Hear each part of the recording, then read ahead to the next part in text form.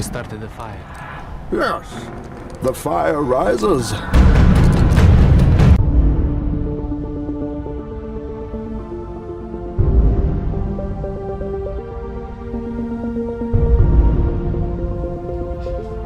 come you don't want me, man? I have failed this city. Today we face the monsters that are at our door and bring the fight to them. We will not go quietly into the night. We will not vanish without a fight. This day we fight! That's how winning is done.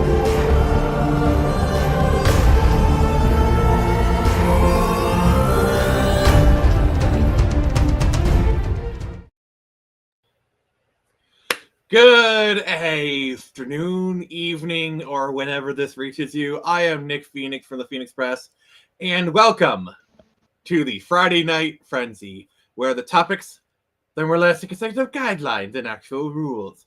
Joining me on this crusade is the one and only Jason Ingram. How you doing, buddy? Doing fine, doing fine. Yeah, today's been a day. All right, Oh. so okay, I know this is one of our regulars, but because of like the thing, I don't recognize the name. So could you please tell us who you are? I am really sorry. I know you're one of the regulars. I get the vibe. I'm really sorry. Just the thing is like really messing it up. I don't recognize the thing, so please tell us who you are. I feel bad. He says liars. PS3 is best along with the PS2. Well, we're going to be talking about that. We're gonna talk about that.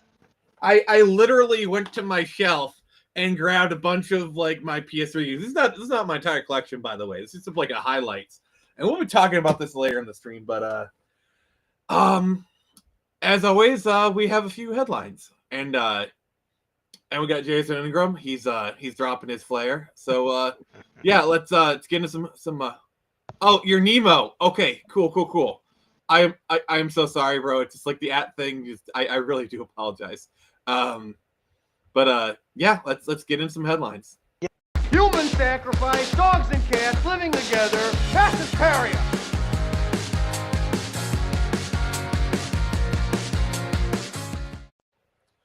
All right, so this is headline hysteria, where we talk about all the things that are important, but maybe not important for a full episode. So we got two things on the docket, but first off, we have He is Nemo, who is a regular on the stream, and we love you, brother. And strange friend of movie theater King, which is another regular who we adore greatly. So we got two topics here, small one and then one that might kind of spiral if we're not careful. First off, it's N7 Day. Yep. My name is Commander Shepard, and Screecher is my favorite comic on the Citadel. Yeah, Sorry, it's like I've had that meme for a while. It's like I knew I had to post it today. It's like I had to post it today. Like I was yeah, legally you did. required to. I didn't respond to it because I was too busy working. But oh yeah, this is the perfect day to drop that meme.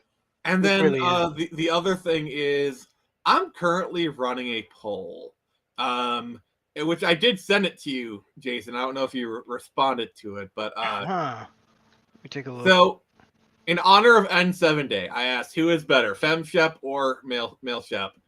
And this is actually kind of surprising me because everyone just goes on and on and on about Femme Shep. So to have her win like this is kind of crazy. Yeah, it's kind of crazy. It's I play FemShep, but that's because I want to separate myself from fictional character a little bit more than just naming. That's why I do FemShep. Mm-hmm. Don't get it twisted. I like Male Shepherd. I've played Male Shepherd. I personally prefer male Shep. Yeah. To be honest myself, like whatever you prefer. Like I get like some people saying they prefer female Shep because it's done by the legendary voice actress, which I'm drawing a blank. I know who you're talking about. I'm drawing a blank too. I'm drawing Jennifer Hale. Sorry, Jennifer Hale. That's it. who is legendary. She is legendary. Yeah. The problem that I have is it's kind of a trend you see in a lot of games where it's like games where they have like male and female options. It's like, oh, the female option is better. Like, or like in Cyberpunk, they say, oh, female V is better. Like, I think both are good. Like, I think good. both, Yeah. I think both are good. I played as both male and female V, and I kind of prefer male V, but female V is good as well. I don't, I don't get I don't get it. Male commander. I mean, have your preferences, but like try to make this like objective argument that one is better than the other. I mean, some cases you can, but there is no objective one is better than the other in the case of Shepard. They're both really good. Mass Effect, I actually will be a bit of contrarian to what I just said. Because Jennifer Hale is doing FemShep, she is objectively the better voice actor, and like I can understand the arguments that female Shepard is objectively better. Like I can understand the arguments. I'm gonna agree with them, but I can understand it. I can understand that argument if you're comparing Renegade female Shepard to Renegade male Shepard, because Renegade male Shepard, he sounds aggressive, but with female Shepard, you're like, is this woman about to murder everybody in the building, or is it? Well, bang, okay. Yeah, exactly. Exactly.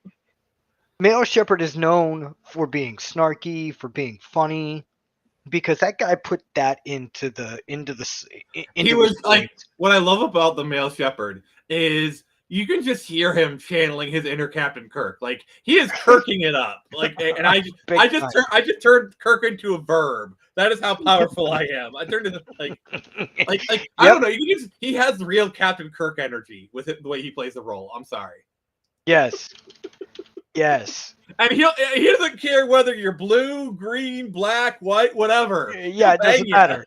Yeah, we'll bang, okay? It's just peak Captain Kirk energy. I'm sorry. And not just because of the promiscuity.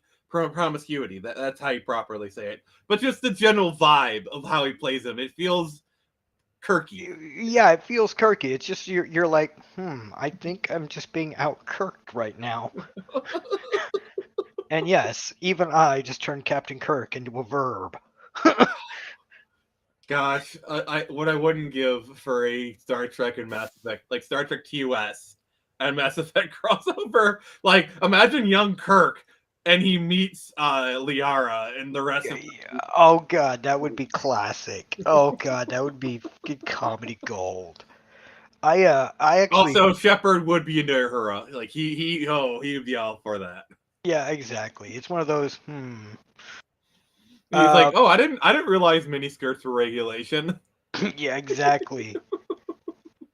So you are kind of the resident Mass Effect fan. So my question to you is, since it's N7 Day and everyone's talking about how much they love Mass Effect, my question to you is, what does Mass Effect as a series mean to you? It actually means escape to an extent. Because I did it to escape college back in the day, but nowadays I do it to just have fun. But the real drive for it, in me, is victory. That's what it really means nowadays. Because the whole point of the first 3 games is to be victorious, to win a war that you know is coming, and you know nobody's ready for it. That is that's a grind. Like from game 1, it's a grind in the making. Yeah. And if you go into it thinking, oh, this is just going to be an adventure space game, yay! No, it's a freaking grind. You've played Mass Effect 2. You know what I mean. It's a freaking grind, but a grind with gravitas. Yeah, I always feel like Mass Effect. This might be a bit of a controversial statement, but like I've always felt like Mass Effect is the closest thing we have to a modern day Star Trek or Star Wars. Like as far as like new sci-fi to come up. Probably the only thing that gets close to it is maybe The Expanse. Yeah. The Orville, I love the Orville, but it's just out Star Trekking Star Trek. You know, yeah. As much as I love it, it's still derivative. It just happens to be better than the source material it's based upon. Yeah, that's the thing that Whereas Mass Effect was like the first new, fully original sci-fi universe. You know? Yes. Like Battlestar Galactica of the 2000s was just a remake. Well done, I love it. But it it's was, yeah, it was a remake. Orville, derivative, better than the source material, but derivative. Star Wars, so that's a black hole we're not getting into. Yeah, I know. But you're right. Mass Effect is its own unique sci-fi magic, sci-fi fantasy thing. It's its own, it's unique. There is nothing else like it. There's so many have tried to like do like a Star Trek and Star Wars mashing them together, because Star Trek and Star Wars are very different properties. I feel like Mass Effect is probably the only franchise that has really successfully merged Star Wars and Star Trek. Yes. You have the sci-fi fantasy of Star Wars merge very successfully with the high sci-fi of Star Trek. Yeah, because like there is a lot of hard sci-fi in Mass Effect, like everything like the way the bullets work, the whole Mass Effect thing. There's actual physics behind them. Now there's a lot of it's like theoretical, like there's no way we have technology to do this, but like if it could happen, this is how physics could work. You know, like a lot of it is we have this magical field that can do this. Yeah, you know, like the Mass Effect kind of thing is kind of like this magical linchpin that holds the universe together. Yep. But beyond that, the sci-fi expecting it, you know, kind of thing. Yeah, that's the you were bringing it up. The Stargates are basically wormholes to get from A to B. And basically, warp drive in Star Trek is like you create this like Newtonian bubble around you, and you slide through space. Like there's no way to break, but they just kind of do that. But it's like the physics are there. The physics are there. The physics are there. They one of the bigger ones, and you've done it, is they've shown exactly what would happen if you destroy a Mass Effect unit. The Stargates. Or not the Stargates, the things you fly up your ship conduits. to. The conduits. The Mass Effect relays. Mass Effect relays. The relays. What happens when you destroy the relay? You do that in Mass Effect 2, and it's not just this small little boom. No, it's big enough to wipe out a star system. That, I haven't seen anything do that in Star Trek or Star Wars. Yes, the Death Star is a massive weapon, but it only destroys a planet. The mass relay destroyed an entire star system. Even if you want to go into Disney canon, you want to do Star Killer Base, which basically can destroy multiple planets, like an entire solar system worth of planets. It still doesn't match the destructive power of destroying a Mass Effect relay. Yeah, it just doesn't. It doesn't carry the same gravitas. And I hate to say it, the villains of Star Wars, yes, don't get it twisted. Emperor Palpatine is spooky.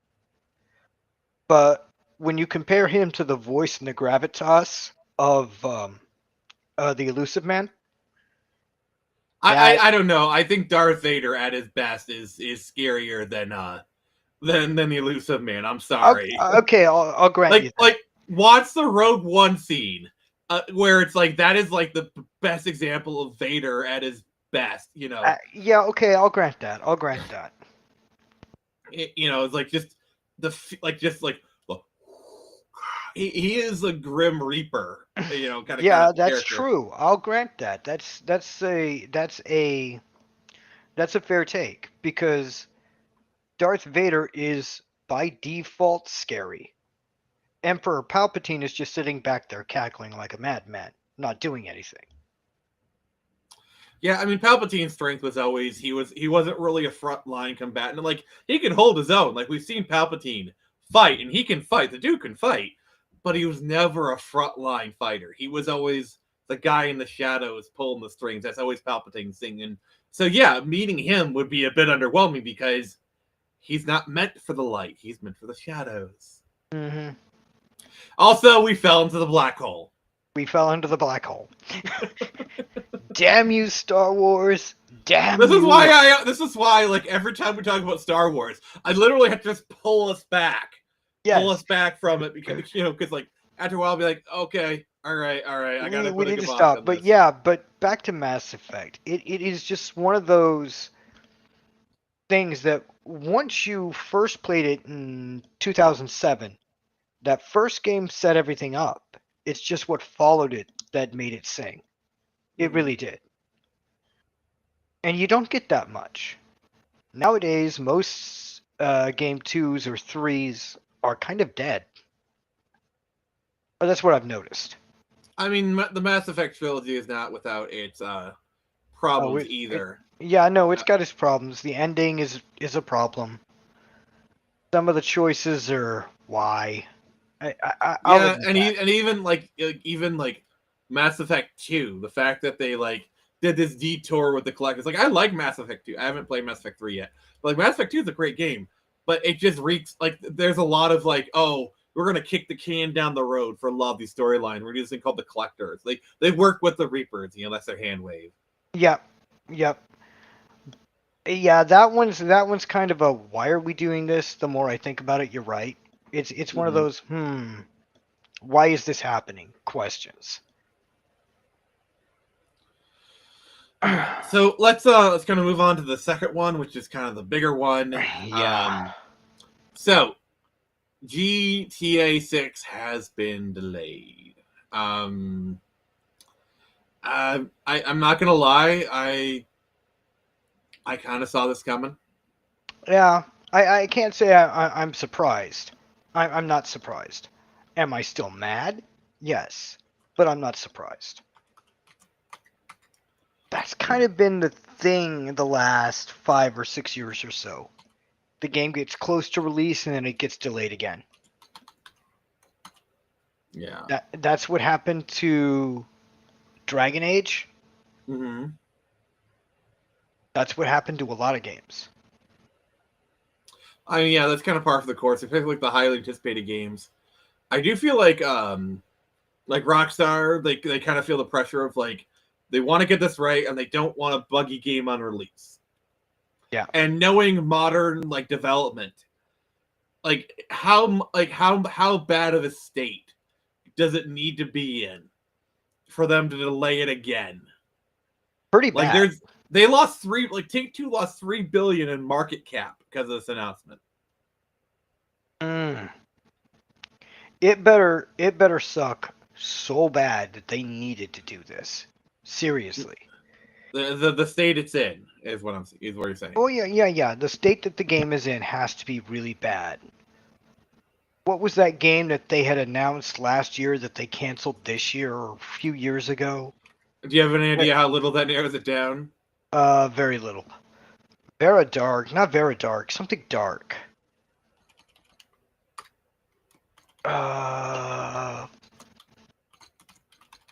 Perfect Dark, I think you're saying. Perfect Dark, thank you. Perfect Dark is a game that I was looking forward to. And then this year, canceled. And I'm like... I kind of... honestly, that's another one where it's like I kind of called it. Because like the game just... looks very generic. And apparently like that was all smoke and mirrors. Yeah. Which it looked kind of smoke and mirrors, to be honest. Like, for example, Star Wars Eclipse, the Quantic Dream Star Wars game is technically still happening, but like I guarantee you it's probably canceled. See, what a lot of the game companies do is instead of saying a game was canceled, they'll just stop talking about it.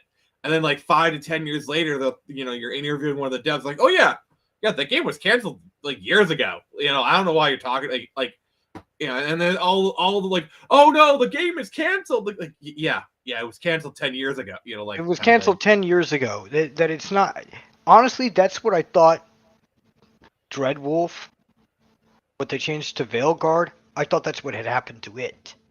Not gonna lie, I thought it was canceled to restart the whole game all over again from scratch.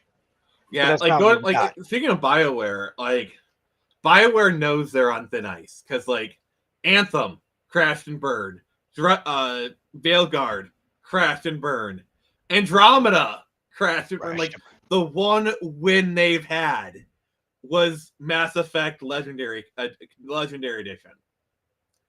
You know, that the remaster they did, where it's like everyone realized, oh yeah, the Mass Effect series was actually really good.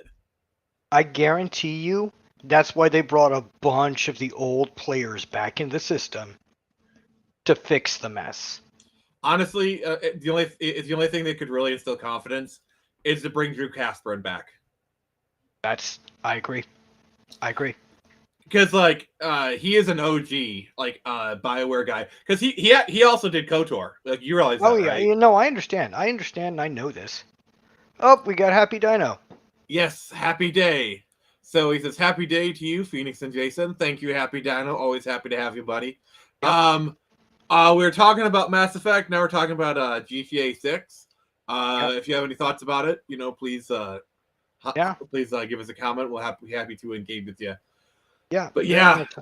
So yeah, like I was actually thinking about getting a used Xbox Series S for GTA 6, but like then the prices went up and I'm like, no. Because like the way I see it, if it comes out 2026, 2027, it's probably going to be about 2 years before it comes to PC. And by that time, I should have a new PC that'll play it really well. Yeah, so I'm about to. There's no point in grabbing it now. Yeah, I'm going to be speaking to the guy who helped me build my PC and see what we need to upgrade, and then upgrade it from there. Sorry, I'm late. I had to watch some of the Wicked TV special. Oh, well, spend some time with your mom. Yeah, that's kind of important, brother. I totally get it. No. Spend time with your mom. Yeah. Yeah, the woman that adopted me passed away. My grandmother's gone. I understand. Stick with your mom. That's kind of important.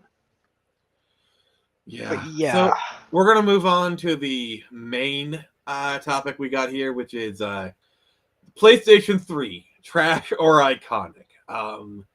You always got to phrase things with a question. Yep. So, I'm going to be honest. I didn't really get into the PS3 until like the late 2010s. Mm-hmm. When the PS3 was relevant, I was kind of in this weird state where like I was technically banned from gaming because of my parents. So I didn't get a PS2 until like the early 2010s. Like I was really far behind on gaming for like the longest time. But yeah, I eventually got a PS3 and like it was my main console for a while. I actually still have it hooked up. Like it's literally like hooked up to my TV right here. Yeah. No, I believe you. Like here's my PS3 controller. Oh, it still breathes. Oh my god. But yeah, I've always been a Sony guy. Like the PlayStation 1 is my favorite console of all time. Which we'll talk about that in relation to the PS3, actually. Yeah. But yeah. I will return to her shortly, just vouching for Xbox 360 supremacy. Yeah. That was the more popular console. Yeah, I will admit that at that time Xbox was king. And then its next system died horrible death that it didn't deserve. Basically, Xbox fell victim to the same pitfalls that Sony did. Because like Sony was riding high on the PS2, and then they kind of overshot themselves with the PS3. They made it right by the end, but like Xbox is riding high on the 360, and then they kind of overshot themselves with the Xbox One. Like, I still cannot get over. Like I think it was like Don Matrick saying, "Oh, we have somebody. We have a product for people who can't afford an Xbox One. It's called Xbox 360." But by the way, did you notice Doug Bowser literally said the same exact thing about like Switch 2 and Switch 1, and coincidentally he was fired or he left shortly after that comment. Like. The coincidence is too strong. He left, quote unquote. In other words, you were given a choice. You can either leave peacefully, or we can make your life a living hell. Yeah. That's how Like corporations either you work. can resign with grace and we'll give you all the flowers, or we can fire you in disgrace. Yep. You know, kind of thing. Yep. But that's the thing. That's kind of what happened PS2 to PS3. But even in that state, it still had some good games. I actually will maintain, yeah, the Switch 1 is probably one of the greatest consoles ever made. I will concede that. I will concede that. See here. Okay, so if there's a top three greatest consoles ever made: Switch, PS2, Dreamcast. Yep. And then what swiftly follows that for me is the NES, because without that, we have nothing. The Atari, it's iconic that it existed, but without the NES, gaming wouldn't be what it is today. You can resign with a golden parachute. Yep, fired out of cannon. Yeah, like didn't you, I hope you don't realize that they literally have a Nintendo cannon in the back of the Seattle offices that like they were preparing to shoot Doug Bowser out of. Like, by the way, hyperbole. We're just joking around here. Please, yeah, this Nintendo, hyperbole. do not send your ninjas after us. Yeah, exactly. Please don't. Yeah, no, I can see that. Nintendo just launching him out of a cannon. Boy. It's called the banana cannon. Yep. That's exactly what it is. Oh. Yeah. As for games for the PS3, there are a few that I agree with. There are a few that I agree with that are listed as the big games of the PS3. The problem with the PS3 generation is a lot of the multiplats on PS3 they kind of sucked, especially early on. Because a lot of developers didn't know how to use the cell architecture, so that's why a lot of PS3 games were terrible. On the but the thing is, when you have games that like were developed with the PS3 in mind, they look amazing to this day. Yes, and that's what I was going to bring it up. On the list, the internet spat at me. There are 3 games on it that are specifically for the PS3 that are iconic. All right, I got 2 of them right here. Let me go. I know which one you're going to say, but I'm going to grab it. They've got Red Dead Redemption, Batman Arkham City, and The Last of Us that I have played. Batman, here's Red Dead Redemption. This is also a 360 game, so like I'm more talking about like PlayStation exclusives because PlayStation exclusives, and and by that because like for that, yeah, I mean Last of Us does deserve to be in the conversation. Yes, I own Last of Us, but like look how much I paid for it, guys. Come on. No. I'm trying to like there you go, $3.99. $3.99. That's not that bad. That's yeah, and I hate this game. I hate it. It's like all the worst parts about Uncharted with none of the charm. Okay, that's why you hate it. I liked it because of the tension it built, but that's it. See, I love Uncharted. I love the Uncharted games. I have all 3 for PS3. I've beaten the first 2. I don't think I ever got around to beating. He's like Last of Us, yeah. Yeah, no. Happy Dino. The only reason I bought Last of Us was I wanted to give it a try. I have a PS3, and it was $4. You know, for $4 just to give it a try, whatever. And I haven't bought it since, and I just keep it just because. If anyone tries to bust up the argument of, well, have you played it? Yes, I have played Last of Us, and it sucks. Okay.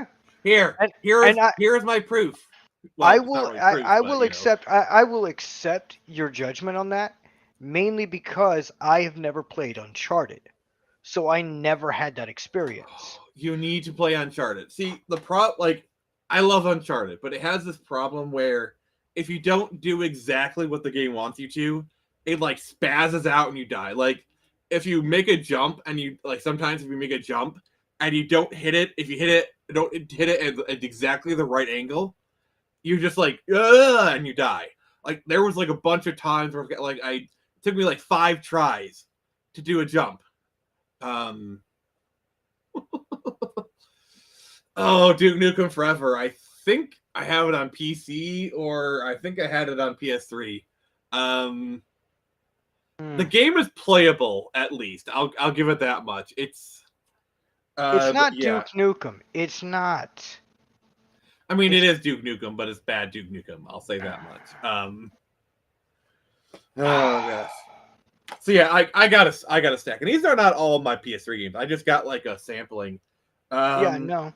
Another one that I really enjoy is Gran Turismo 5. Yeah. Online is long since gone, but it's still a lot of fun to play through. Let's see here.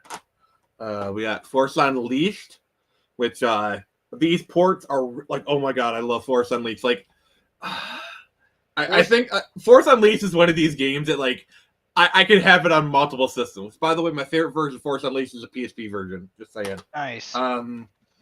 GTA 5, which if you play this, it looks great still. Like, it looks a little jaggy, but I played it. I played it back when it first came out. I played it, but I no longer have Vegas Ultimate yep. Edition.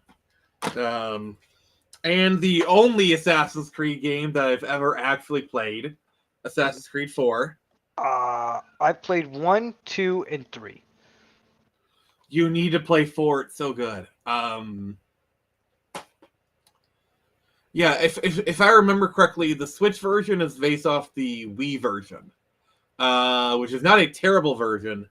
Like that's the thing that I like. That's another thing I want to talk about is this era of gaming, like the late 2000s. Every version was so different. Like you had your current, Force Unleashed, for example. Yeah. You had your current gen versions, which was Xbox, which is the 360 and PS3. Then you had your last gen version, which was like PS2, Wii, PSP kind of thing. Like you had different teams working on them, and like each version. Yeah, Ubi shit. Yeah. I feel ya, Happy Dino. Ubisoft has always been a problem. Will always be a problem until they get rid of everybody and start over. But yeah, like this game, it's so wild, the differences. Like the PSP version has like these scenarios you can go through. Thank God I've got a puke bucket. Oh. Happy Dino. You are we love you. That's funny. We love you, my friend. That is so funny. Yeah. But there, like you were saying, there's so many iconic games from just this era. Mm-hmm. Just this small 5 to 10 year gap. Yeah, like I honestly think like this is the birth of the modern era, first and foremost. And a lot of the franchises that like we like hold dear started here, like Assassin's Creed and a bunch of others. Like Fallout. I mean, Fallout's been around for a while, but like it got its mainstream introduction with Fallout 3. Yep. And then New Vegas after that. Yeah, which right here. And like GTA was not like birthed here, but like it went from strength to strength. It got reinvented. You got like GTA 5, GTA 4, Red Dead Redemption. There's just stuff that built on itself. All right, see you later, my friend. Yeah, yep. See you when you get back. Yep.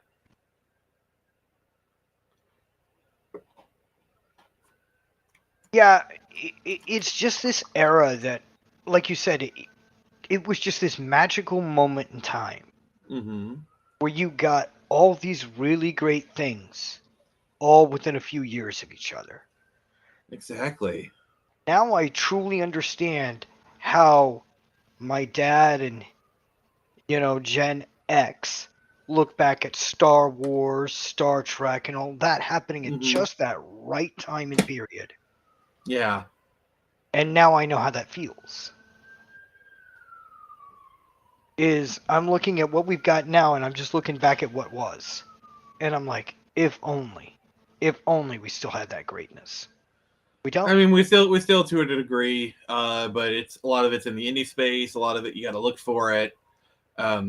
Like I enjoyed the Jedi Fallen Order, and I played a little bit of Jedi Survivor. I enjoyed it. Yeah, yeah, you've got some gems, but you gotta. There look are for some gems. It's not as like, but here's the thing: this era was a hit factory. I think the PS4 era was also a hit factory to a degree, but the drought really didn't start until the PS5 era. Yeah, yeah, it didn't hit until then.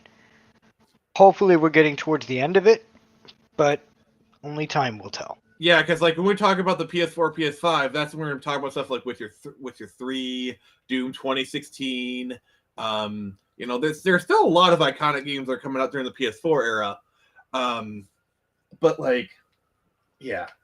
Sorry, Yeah, no, sirens going on in the background. Oh, I know, I hear it. It's like when my dog. They're coming for me. They're coming for me. They're coming for you, Barbara. I was just about to say that, you son of a biscuit. Oh, dude, I'm so glad we watched that movie together. That's just. That was fun. That was fun. That was a good time. I enjoyed that. Yeah, but like.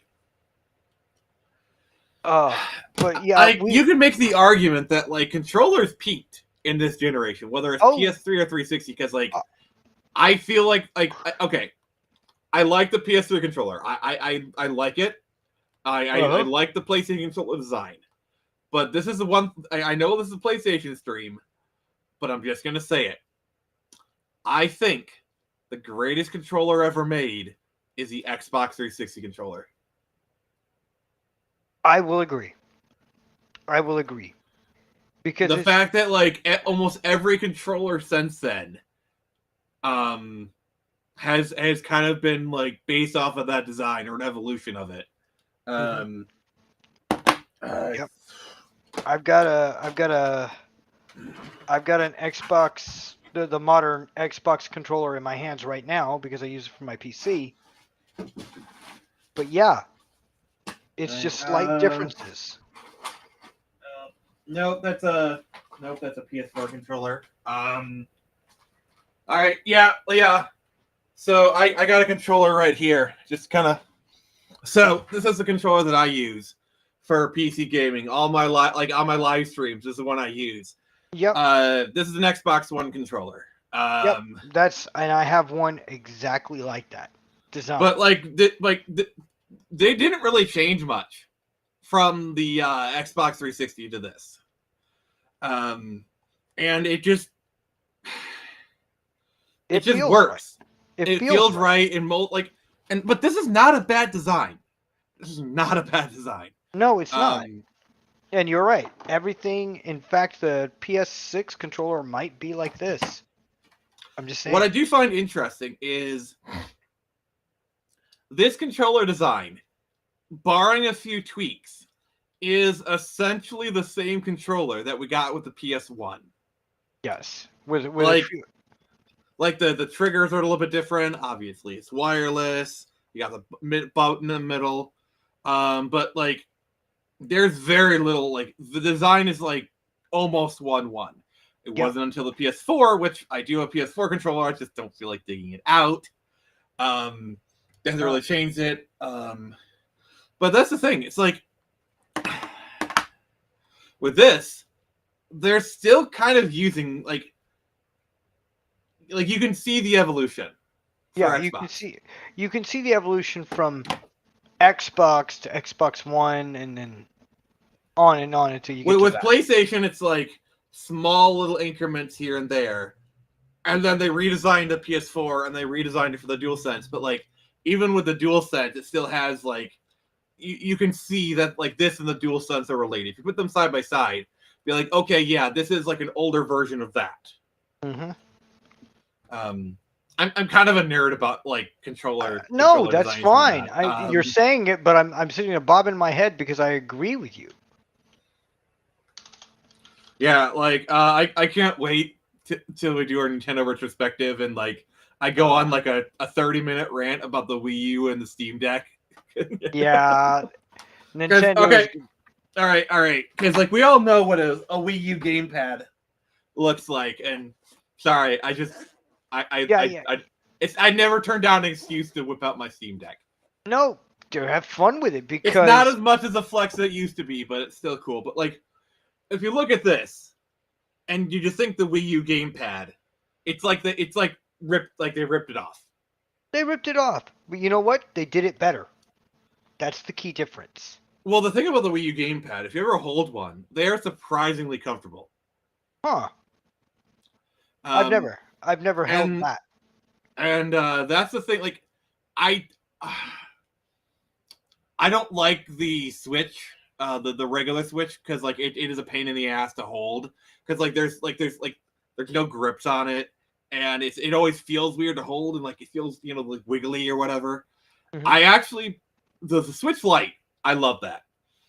I'm not grabbing that. I'm not, No, don't, because you do that. But like, and that's what I love about the Steam Deck. It's very comfortable to hold, kind of thing. But yeah, this is about the Friday Night Frenzy. We go all. Yeah, we go all over the place. Everyone, there are no rules here. No, the topics are more like a set of guidelines and actual rules. But yeah, the controller for the PS3 was all right. It was just an extension of PS1 or PS2, and it gave it new functions. Yeah, like, yeah, it's still good. It's still kind of thing. But yeah, that's kind of the thing. Like with a lot of like the PS3 is there's a lot of the things kind of reach their apex. Like for example, did you know that you could use the same video cable with the PlayStation 1, 2, and 3? No. I did not know that. Yeah, for RCA hookups, mind you. Yeah. I know what you're talking about when you say that. Literally the same one.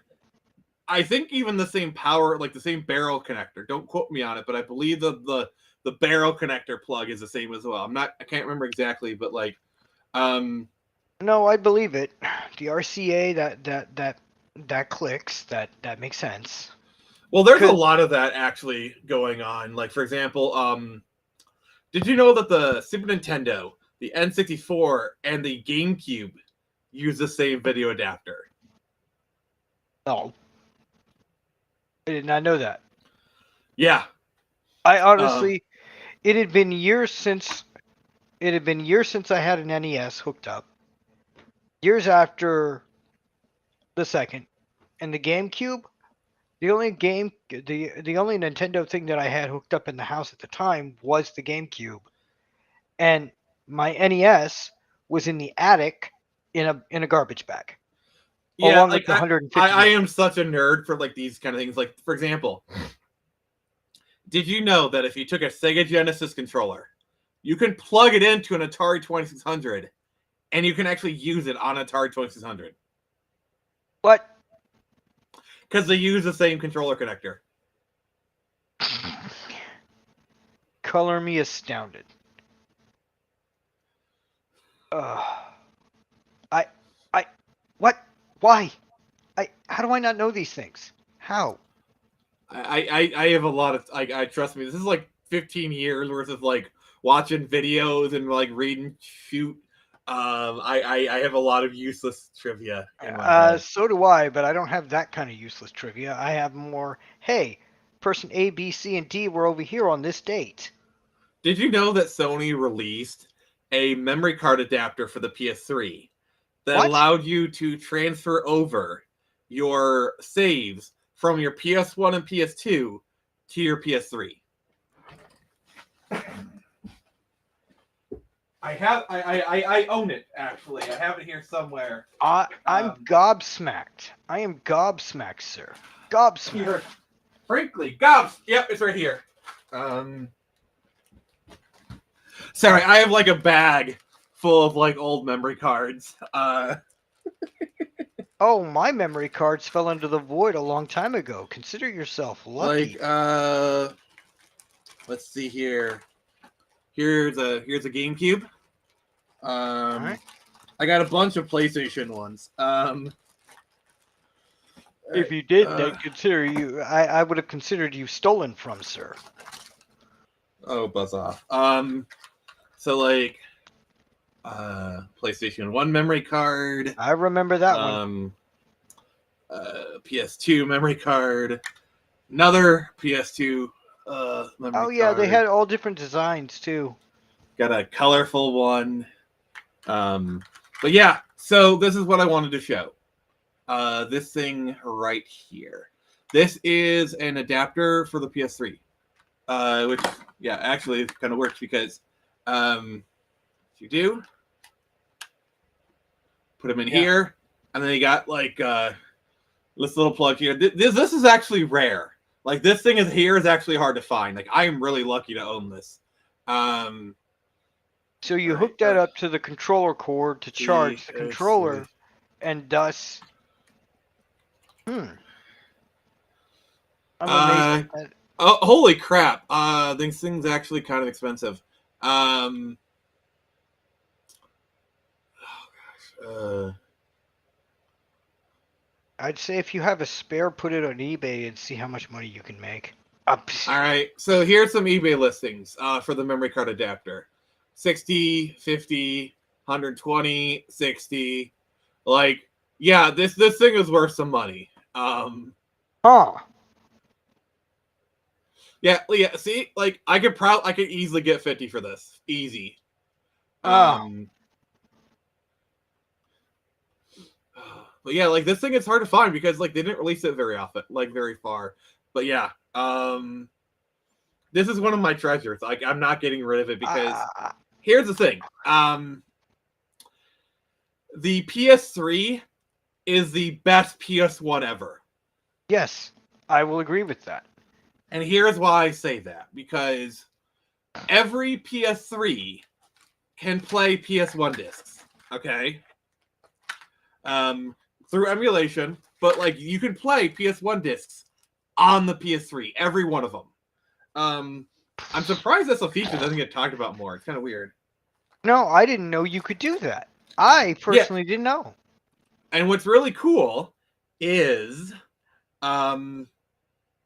you use that memory card to transfer over your saves. Now, it was meant for use for PS2 games, but it does work for PS1 because the PS1 and 2 use the same memory card thing. I guess I'll just show it. All right. So, PS2 memory card. Classic PS1 memory card. You know, like, they're the exact same. Yeah.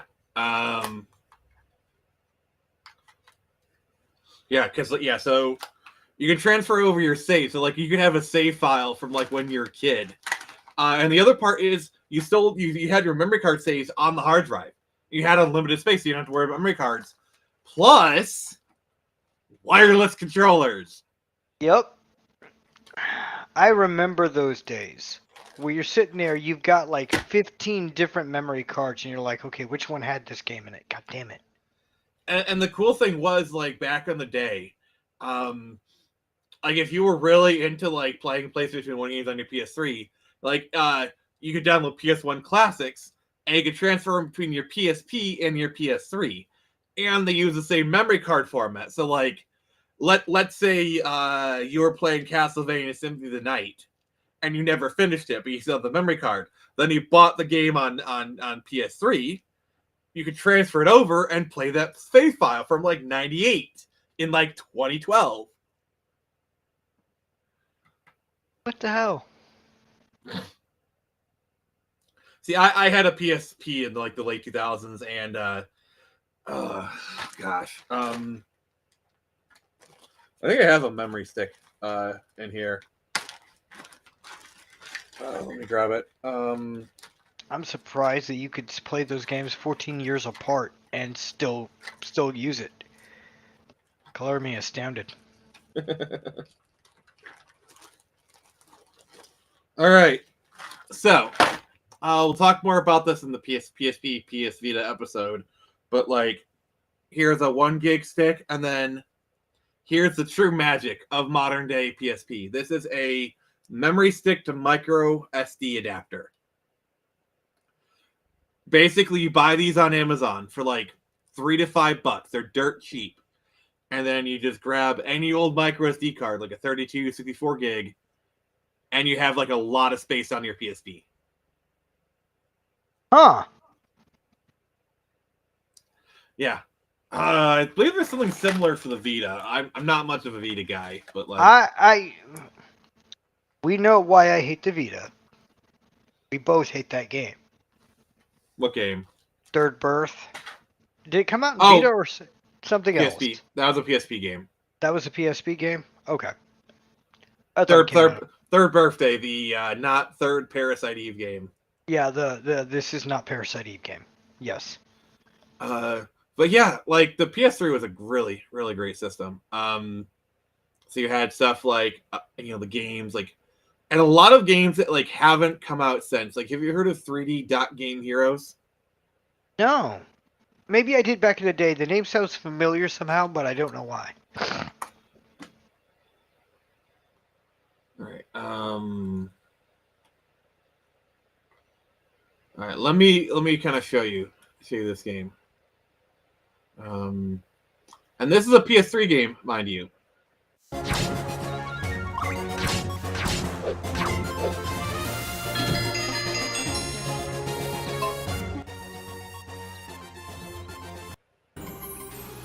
Seriously, like this looks like an indie game from now.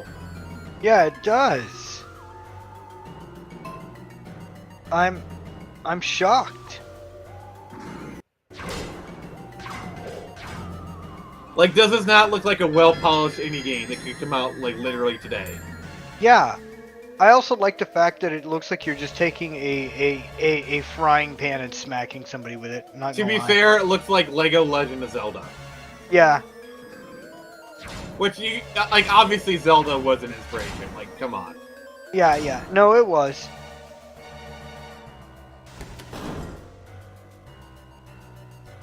But yeah, so like that's just one of them. Like, there's a lot of like really good PS3 games that haven't made the switch. Like, obviously Metal Gear Solid 4 hasn't made the jump yet, but it probably will eventually. Eventually. I didn't like Metal Gear Solid 4. I didn't. I've never been much of a Metal Gear guy, honestly. I mean, don't get it twisted. The character's a good character, but I feel nothing for the guy. I really don't. I feel nothing. Fair enough. One of these days I'll do like a playthrough of the originals. But yeah, and then also the fact that like it was region free, so you could also play games for other regions, which is sweet. Yeah. But like the big thing about the PS3, and I think one of the reasons why it still has its staying power, is it was a Blu-ray player. They did the same thing they did with the PS2, where they sold it with a new media type. And I'm gonna be honest, I primarily use my PS3 for a Blu-ray player. Yeah. Honestly, I actually use it as a media device too. Like sometimes I watch YouTube on it. Amazon Prime Video still works on it for some weird reason. It's like still works. What? Yeah. I'm surprised. I thought Amazon would be like, all right, stop this nonsense. But they're still letting it happen? Well, I mean, to get paid either way. Yeah. But like this was the birth of like your console being your media device. Like the PS3 can do it can do Spotify, YouTube, Netflix. Like I used it as a Netflix machine for a long time. Oh yeah, same here.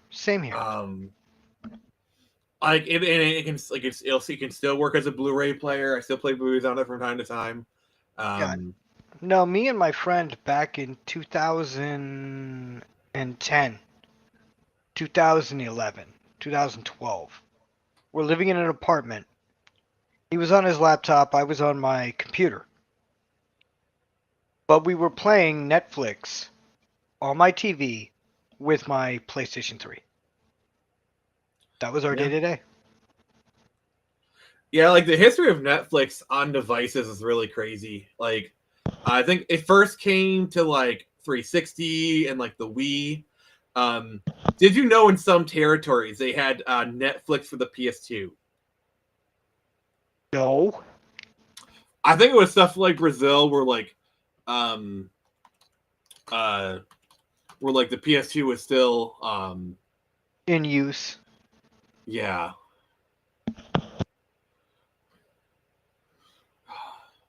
But yeah, like how crazy is that? Here, I got an image for you.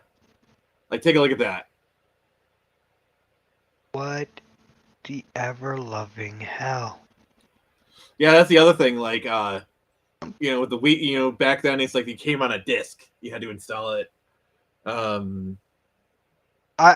wouldn't get that disc just to say that I have it. It's an eBay click away, my friend. Yep. Oh. Why do you have this disc? Why is Netflix on a disc? Because I want it to be.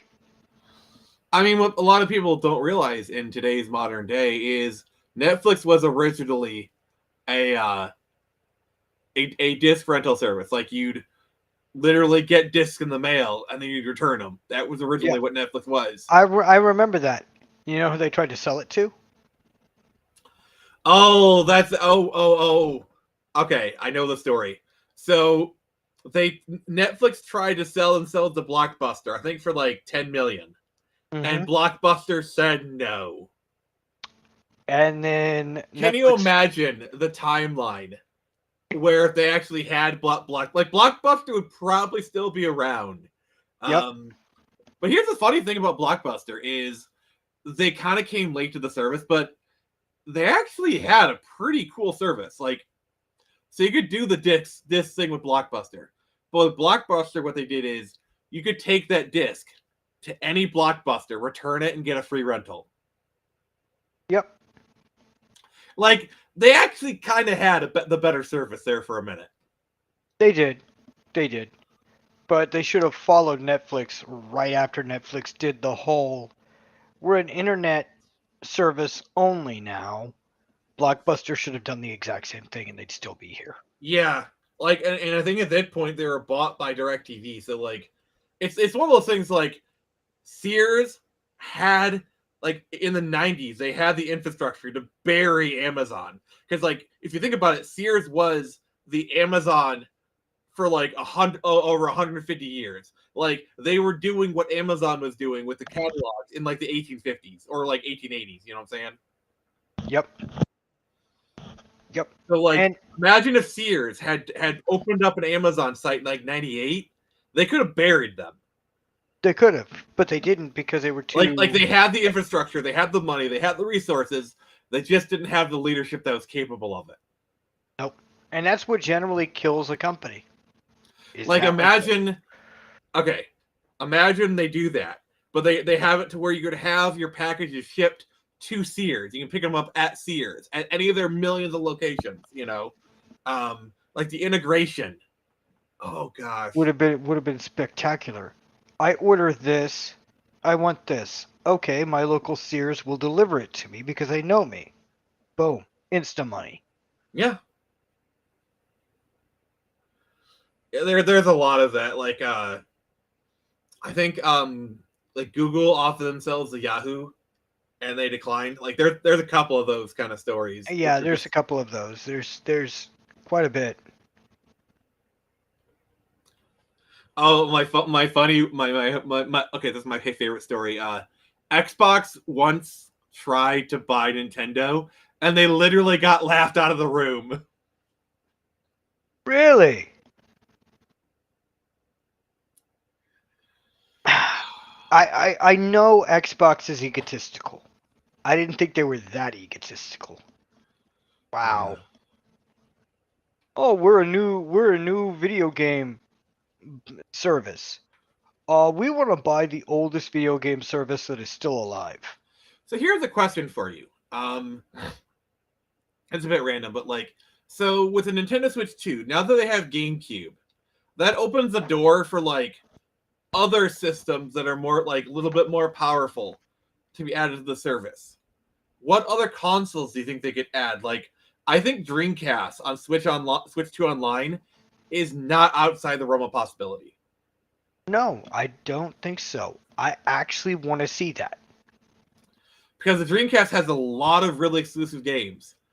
I could see Saturn. I could see Dreamcast, maybe even Sega CD. Gosh, I want a Sega CD so they can put Night Trap on the Switch 2 again. Yep. Sorry, if you don't know the okay. Are you familiar with that story? Ingo? No, but I'm hearing your frustration, and I'm feeling it. Inform me. So in the 90s, they had congressional hearings, and the head of Howard Phillips made a very prophetic thing. Okay, hey, check this out. Some very violent and offensive games have reached the market. And of course, I'm speaking about Mortal Kombat and Night Trap. And let me say that for the record, I want to state that Night Trap will never appear on a Nintendo system. Night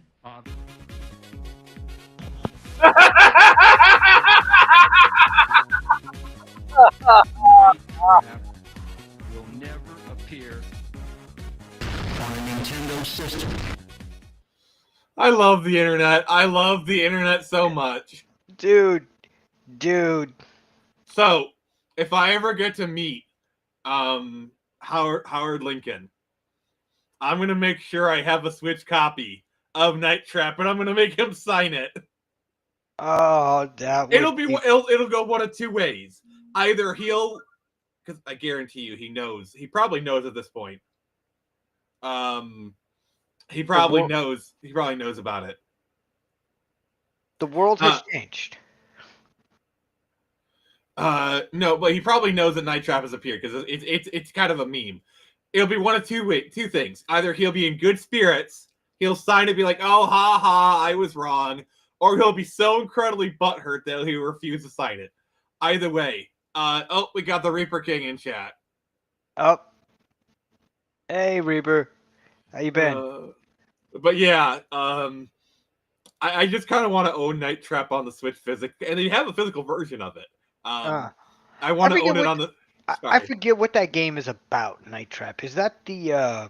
It's basically a video game. Well, it's a video game. Oh, ha ha ha! No, it's one of those like FMV games where you got to watch cameras. I did a stream last year where I played through the entire game. That was like a 5-hour stream marathon. Oof! But we beat it thanks to Nix, who is kind of clutch with helping me out with the strategy. So I kind of owe that to her. But like, yeah. Yep. That's okay. I really, given the games that we've seen released since then, the violence has gone up. But ironically, real world violence in most places has not gone up. Gamers are everywhere. Oh yeah, that whole like gaming linked to violence thing. I don't want to go down that route. I don't know. I'm just laughing at what he said, and then that's about as far as I'm going with it because that's all I know. But yeah, it's just one of those like funny like historical, like you said, it'll never appear on a Nintendo console. Then like 20 years later, like he had never predicted it, but still. Yeah, you can't. That's like me saying there will never be a day where cold fusion exists. 50 years later, what happens? We got cold fusion. Well, damn it. You can't make predictions like that. You can't. But yeah, like that's one of like it's actually like one of my life goals is like it's one of those things where if I find out that like Howard Lincoln is speaking in my area, it's like drop everything, everyone, code red. Howard Lincoln is in the area. I'm gonna do everything I can to get this game, and I'm gonna go there by hell or high water so I can meet him and have him sign it. You know. Yep, exactly. Like, oh, he's speaking at a college 2 hours away. Like, get in the car, buddy. Get in the car, Modi. Get in the car. Even if I have to drive from where I am to another end of 50 car pile up on the way. Yeah. If I have to go to another part of NC, I'll do it. Even if I was still living in Texas, in South Texas, and I had to drive to Dallas, I would do it. That's a 6-hour drive. It's basically the equivalent of having Reggie Fils-Aimé sign a physical copy of Mother 3. That's basically the equivalent. Yep. Because with Reggie Fils-Aimé, it's like this running joke about Mother 3. Like I guarantee you, if they actually do release Mother 3 in America, they're gonna bring back Reggie Fils-Aimé to announce it. Like it could be 5-10 years from now. They'll be like, "Oh, hey Reggie Fils-Aimé, what are you doing on this Nintendo Direct? Oh, hey guys, we're releasing Mother 3, so now y'all can shut the F up about it." That would be funny. That would be like I guarantee you, when they do that, I really hope they bring back Reggie Fils-Aimé just to announce it. Would that annoy her, or she would be finally going, Him. "Oh, finally." Him. My bad. I think at this point, like, he's a bit annoyed by it, but like he understands it's kind of a thing. Yep.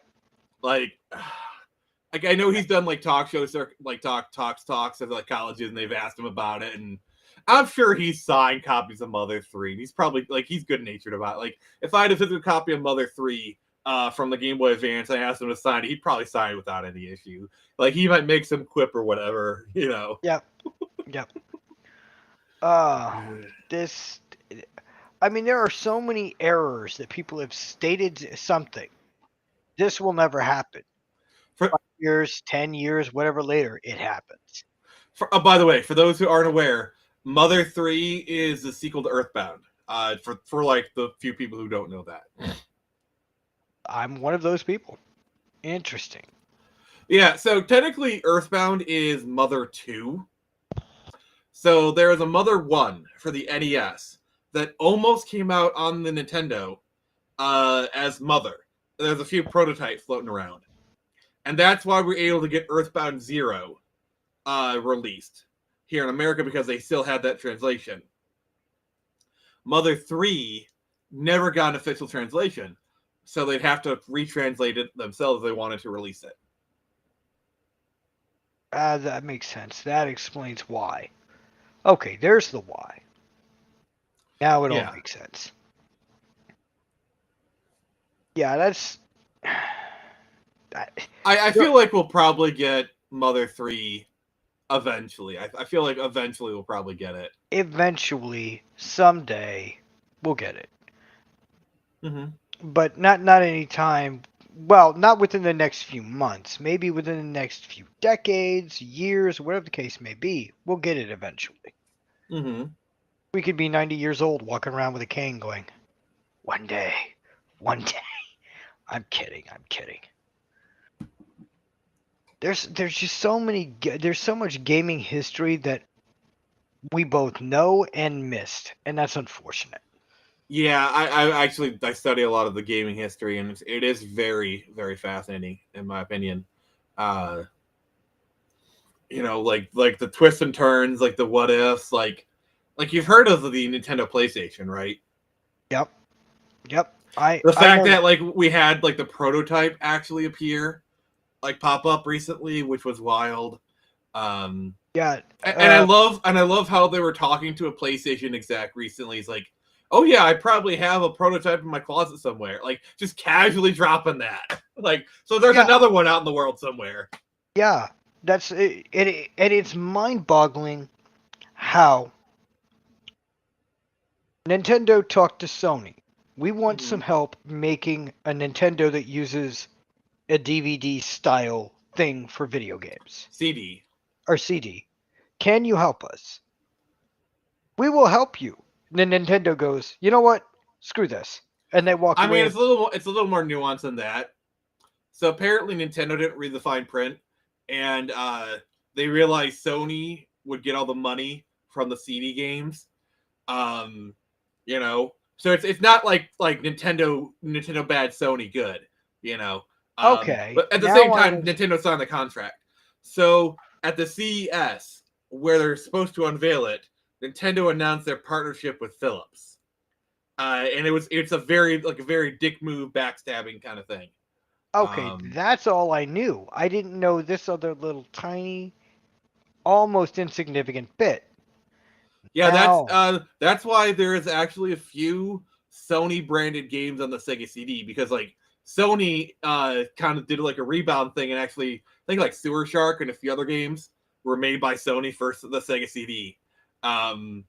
Okay. And then they decided, you know what? I'm gonna put my own console with blackjack and hookers. Like, see, the problem was Sony and Nintendo were actually joined a lot tighter than either of them, because Sony made the sound chip for the Super Nintendo. So like them just like stopping is not something they really could do, because Nintendo depended on Sony for those chips. You know. I Yes. did not know that part at all. Fun fact: the guy who designed the sound chip for the Super Nintendo, Ken Kutaragi, he's otherwise known as the father of the PlayStation. Really? Yeah, he spearheaded the PlayStation. That's his title, father of the PlayStation. Fun little fact. Do you know how Sony got its name? How? It's a Japanese company that originally focused on making a bunch of other things. A card company at first, then they made sound, old vinyl Well, record players. their first big project was a portable transistor radio in the 50s. That was like their first big hit. Exactly, and that's what I was going to get to. The Sony transistor radio, made here in the sold here in the United States, was named Sony. Mm-hmm. And then it sold so well that they went, you know what? That's our company name now, because we've just made millions. Yeah, Sony's actually a very, very fascinating company because, and I this is not my words. I can't remember else who said it, but I'm not claiming this as my own. Sony was the Apple of its time. Oh, yes. Very much so. In fact, like Steve Jobs would actually make comments about that, and yeah. So Yes, very much so. Its productivity, how it just transitioned into all these things and became the best of one thing, is amazing. yeah, for example, like basically, obviously TV started to become big in the 50s. It wasn't really until the 70s that they became ubiquitous. And a lot of that was because of the rise of the Japanese TVs that were coming in the mid to late 70s. Which Sony was a part of that with the Triniton line. Yep.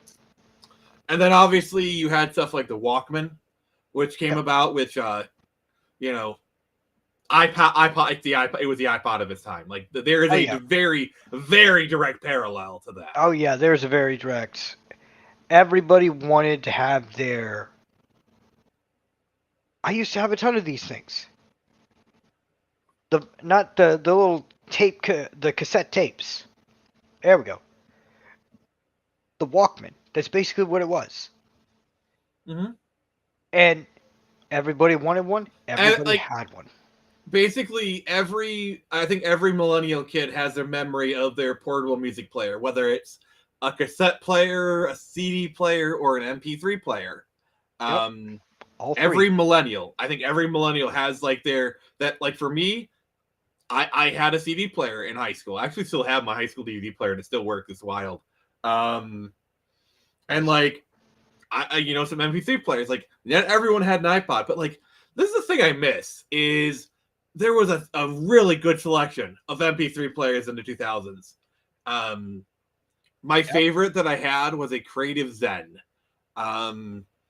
It was really nice. It felt nice. It had a SD card adapter so I could put stuff in there. A radio, it could do video. I didn't have that. I had an Apple Nano, or whatever it was called, mm-hmm. and a ton of music on it. Wore that to work. All right, so this is the one I had. This one right here. Oh, nice. Yeah, look how good that looks. Yeah, that looks very nice. I'm having to get myself back in my mindset from back then, but yes, that's very nice.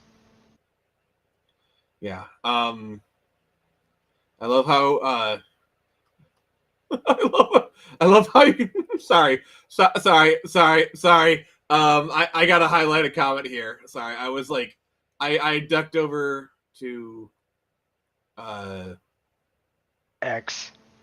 Yeah, I was being naughty. And then there was a comment by Savage Brewski that I was just laughing about, and like, so I posted this in recognition, and then he's like, I love how you can show them out to every store. Yes, you can. Yeah. Oh, that's just so funny. Oh god, now I have to go make a comment on the comment. See what you've done, Nick? So tell me what some of your favorite PS3 games were.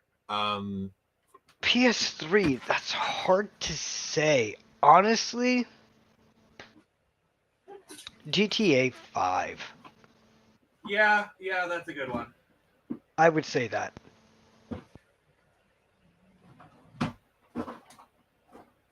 All right, keep going. GTA 5, I'm trying to think it up. I'm having I know you hate it, but I honestly, the two that stick out in my head are GTA 5 and the one survival game that you hate. Last of Us. Never got the PS3 as a kid due to how expensive it was. Yeah, that's the thing about the PS3 is the PS2 is it was actually very relevant in the late 2000s. Like there was this weird kind of thing going on where you'd have like last gen ports because like the PS2 and the PSP are comparable. So if you develop the PSP game and even the Wii, so like these three consoles that were very popular, were very similar in size. So if you develop for one, you can develop for all three of them. Like that's why we got like Ghostbusters. Mm-hmm. Like it's surprising how many ports we got of stuff. So I got 3 iPods here. Yep. So this was my college iPod Touch. I believe it still works, but like it's so busted up you can like literally see the circuit board on it. Yep. The screen is cracked. It still works though. Yeah, this got me through a lot of things. Oh, Happy Dino's back. Hey, Happy Dino. Sony wanted, yeah. I mean, they busted down the price really quickly, but yeah. I made a comment on the comment you just brought up. So for some reason, I have 2 iPods. 2 iPods. So this one doesn't work. I dated a girl in 2018. This was her iPod. She left over here and never reclaimed it. Jess, I have your iPod. Come and get it.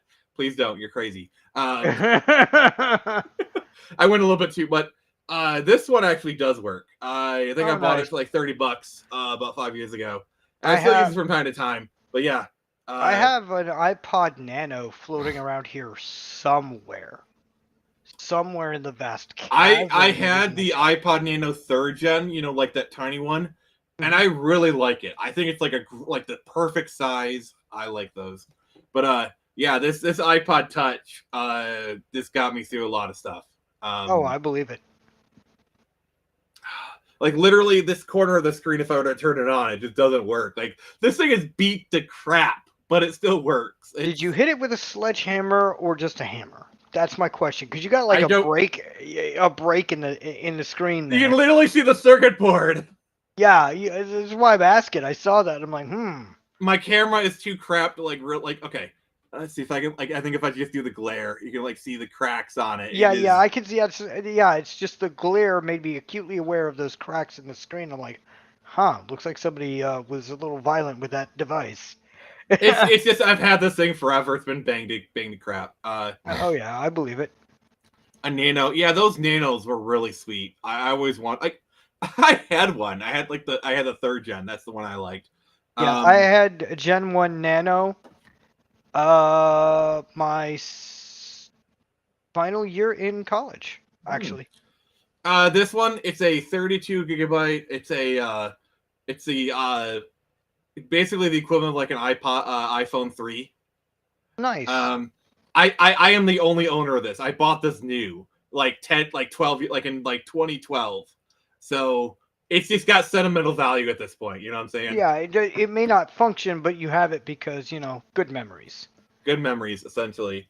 And then this one, it's just I keep it around because these iPods are getting kind of pricey, and it's probably best to keep this around for parts. Yep. Because these are honestly, this one, since it works, I could get $100 for it without too much trouble. Nice. But yeah, I was showing off some of my PS3 games. iPhone is so weak.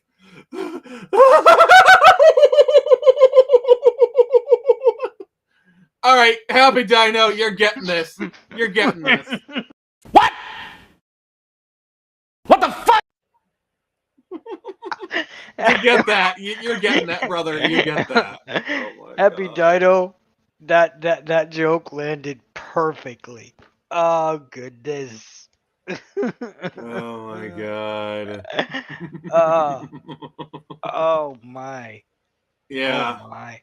So Happy Oh Dino, my. when you buy iPhone, what are you gonna do with it? Destroy it? Throw it into the void? Toss it into the fire. Destroy it.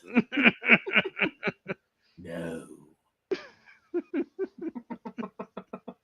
Oh, now I want to just hop on Meme Generator and just you know what? Fudge it. We're doing it live.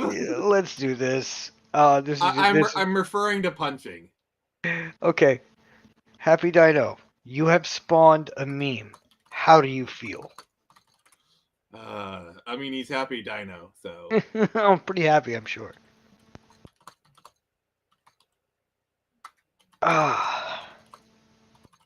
Keep doing that. I need to stop. Yeesh. I think I need to go start the oven for what I'm going to cook for dinner. I will be right back. Do I even have to say what I'm going to make for dinner? Are you going to make lasagna? Yes. Because I already ate the steak meal that I had last night. I can't do it again. All right, we're doing this live.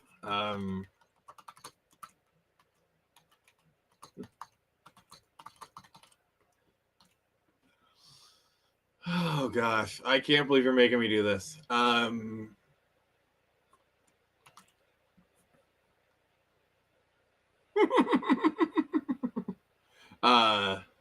right, we made it. We did it live. There you go.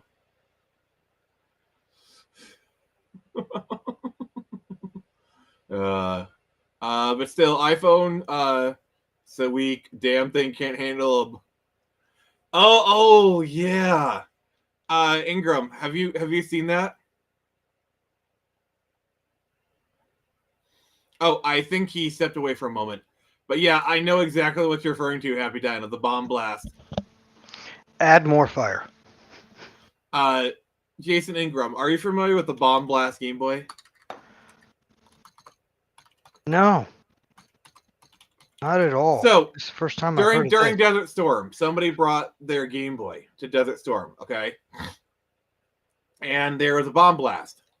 And they sent it to Nintendo for repairs. They just put a new screen on it, and it worked. And so they displayed it in Nintendo Store for 20 years, and it ran Tetris for 20 years straight. Really? Yeah, take a look at that. That is...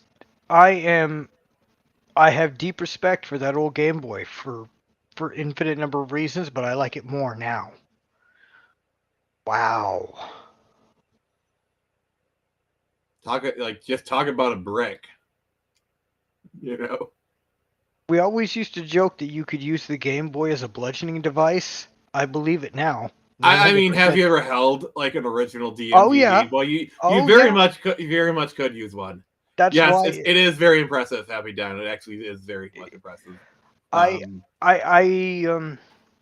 My grandmother bought, of her 9 grandkids, the 7 that were old enough to play a Game Boy and the original Pokemon were all given one. All 9 of us. Or not, all 7 of us. Each of us had a Game Boy. Oh, that's cool. She could only afford these things because she was selling ads for an advertising company and was a realtor at the same time. No, well, good for So her. she was making enough money to do this. So she Yeah. wasn't hurting for cash. Yeah, like all of those Game Boys. Wait, okay. My childhood Game Boy needs its battery contacts fixed, but my classic purple GBA storage fun. Yeah, those things are built like brick shit houses. Yep. My first Game Boy was a red Play It Loud Game Boy. My first Game Boy was the original, just the big old gray brick. Mine was the original, but it wasn't a gray brick. This was my first console. This is what I had. Oh god, I wouldn't mind buying this again. And then I got a atomic purple Game Boy Color. I don't need to show that because you guys all know what that looks like. I had the I'm trying to think of I think I had like the normal GBA, like the horizontal one. Yeah. But yeah, I don't really have any of my childhood consoles. I don't think. I don't have any, and I have none. Oh my god, the SP was like a thing of wonder. The Game Boy Advance SP. I had the Aegis 101, which had like the slightly brighter screen. Oh, those things were great. Oh, I miss it. Yep. There's so much from your childhood, from your earlier years that when you're looking back, going, I wish I still had this. Both out of some out of nostalgia and some out of if I had this, I would be a millionaire right now. Yeah, Happy Dino. What color it was your GBA? Oh, the PS3 is the PS3 is, so we're talking about everything, but like yeah, that's the thing. Like that's kind of the Friday Night Frenzy. But like yeah, let's get back on the. Let's get back on topic. Yeah. So I feel like the PS3 was a console that definitely punched above its weight. Happy guy was keeping us honest. Yep. Because if you look at the games that like utilized the PlayStation's hardware, like for example Uncharted, I feel like they hold up really well. Gray was my GBA killer. Did you have the NES edition? My GBA was red. Mine was like light blue. That was like the Aegis 101. But yeah, so like, and certain things I hold on to because of, so for example, this version of Tales Symphonia, it's cool because it has Tales Symphonia on it. Okay, the disc is in there. I was like, it feels kind of light. But it also has Tales Symphonia Dawn of the New World, which was the sequel they made for the Wii. Oh. So it has them both on the disc. And so I hold on to this because, well, they didn't really release this kind of version elsewhere. No, they did not. More of a silvery kind of color. Oh, I know exactly the version you're talking about. I can see it in my head right now. I can't. Nope. Drawing a blank. The thing, what the smart people did in this generation is they waited for the Game of the Year edition to come out of a game. Because what you get is you get the game, all the DLCs, and the latest bug fixes. So these were the versions that get. Yeah, those were the golden angel. Those were the gold angels for the game. And for all of them, and all the games that we were talking about, pretty much each and every one of them. Yes, all 3 Mass Effects were Game of the Year, regardless of your opinion on the ending. Mm-hmm. What's really weird is some of the box arts are kind of weird. Like, for example, here's Black Flag. It's the Target edition. What? Because remember, this was the era of the. We have a knight about to join us, a very holy knight, an anime knight. Hey, what's up? Hey, all right, everyone. I'd like to welcome a very special guest, the man who puts up with all of my annoying shenanigans on his podcast, so I'm repaying the favor by bringing him on here. So we got a crossover right now. Everyone, welcome Anime Night. Hello, everybody. Hello. I would have been home sooner, but the lady at the bank took forever. It's like, how many checks do you have in there, lady? Yes. Yes, the answer is yes. See, the answer to this question is always carry a hammer. It speeds things along a little bit. I'm joking. I would have probably shoved the wheelchair at her, but that's just me. That would be assault, and I don't want to have to bail you out of jail again. Happy Dino says, long time no see, Anime Night, a most welcome surprise. Hello, Happy Dinosaur. Good to see you too, buddy. Oh, you're getting a warm welcome here, my friend.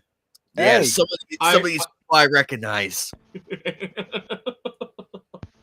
It's almost like these people just follow the cool guys. So. yes, very much so. So, Anime Night, I believe the first time you're on my channel. I mean, you're pretty much people know you, but for the people who don't, kind of just do a brief explanation of who you are and what do you do. Well, I'm Anime Night. I am the host of Nights at the Anime Table every Sunday. Unless if I'm sick or incapacitated, then it's my co-host who hosts it.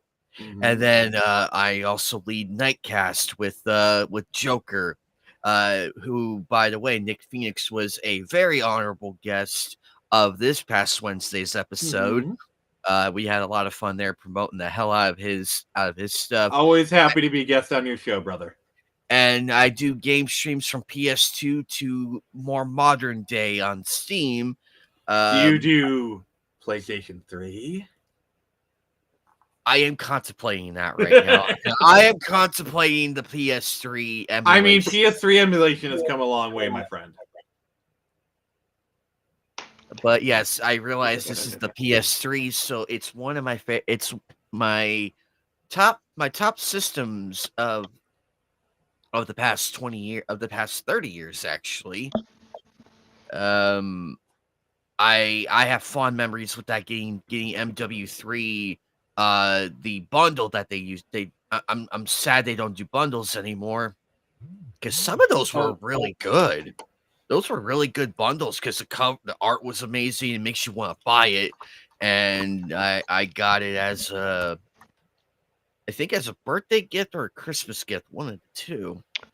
See, that's my bad. Keep going. My all-time favorite at that time was playing Call of Duty Black Ops 2, which rocked the llamas with that system, and also the beginning of GTA 5. That's where it first debuted. Now, for the people who say, but GTA 5 debuted on PS4. Wrong. It debuted on the PS3 first. Then it got imported to... It was... I think they're thinking of GTA 4. That was a 360 exclusive for the first year. But I Happy Dino, he brought up something. I am like, we need to revel. Do you remember this anime? Oh, giant enemy crabs. Action game, which is based on Japanese history. The stages of the game will also be based on famous battles which actually took place in ancient Japan. So here's this giant enemy crab. Octodad Deadliest Catch will stagger awkwardly on a PlayStation 4. Now, although... you know what? I'm confused. They gave us two memes. Giant enemy crab and attack its weak point for massive damage. Okay. I didn't know that's where that came from. But now I know. I miss that era of E3. Ridge Racer. Anyone remember that? Like that was still. I remember on the Naughty Dog scrapbook of Crash Bandicoot Crash Team Racing for the PS1. They showed E3 of 97, 98, and 99. I'm like, oh, how bad I wanted to be there. If I had a time machine, I would just go there. I would just go there and just marvel, be like, oh my god, where do I want to go first? Well, there's a few places I'd want to go first. Oh wait, okay, sorry. Attack the like button for massive support. So yes, hit the like button for massive damage. We shall win. Yes, sorry. Okay, you're saying anime? And then just like seeing this is what makes me so sad, and why PAX East is probably the last of those days where they still have the sets and everything for the games. But back in E3, the sets were phenomenal. It's like you're actually walking into the game, and I saw in the E3 97 when they did the Crash Bandicoot 2 promo, they had the area exactly like the warp room when you walk into the warp room. And I'm like, I would sell my 2 kidneys and my liver just to walk through there. Yeah, those displays. Like, oh gosh. See, you know what? I can actually do that. I can sell both my kidneys and my liver. Here's why. I'm an identical twin. So my twin will be missing those things, but I'll be fine. Oh, that's diabolical. So you literally have a person that's just for parts. Yes, he's just for parts. That's his whole purpose. He's just there to keep the spare parts warm. Exactly. If he dies, then I don't know what's going to go on. I mean, now I have to make another clone, and that takes time and money. Send in the clone. Sorry. But yeah, E3 is. Oh god, I miss it. And like just watching the live, I feel like 2018. Good dark humor joke. Yes, I feel like 2018 was like the last true E3. Where we got like the Shenmue 3 announcement, the Final Fantasy 7 remake. Like that was like the last time we had that like, oh my god moment, you know? No, I can say there is one more year, but that's for me specifically, and it kind of goes with the day. 2020 E3, when they first announced that yes, Mass Effect 5 is getting worked on. That stopped I don't everybody. think there was an E3 in 2020 because that was like E3 is usually like in the summer, and that was like the worst of COVID. Well, that's the thing. Mass Effect 5 was announced at either E3 or some game awards show, and I forget which. Yeah, it was something. Yeah, it was something, and it just made everyone stop. Because nowadays the closest thing we have to E3 is the Game Awards, and Jeff Keighley knows it. Yep. And also the mini direct, the Nintendo Direct, the Summer Direct, and then the State of Play, like how much here's our crap, here you go.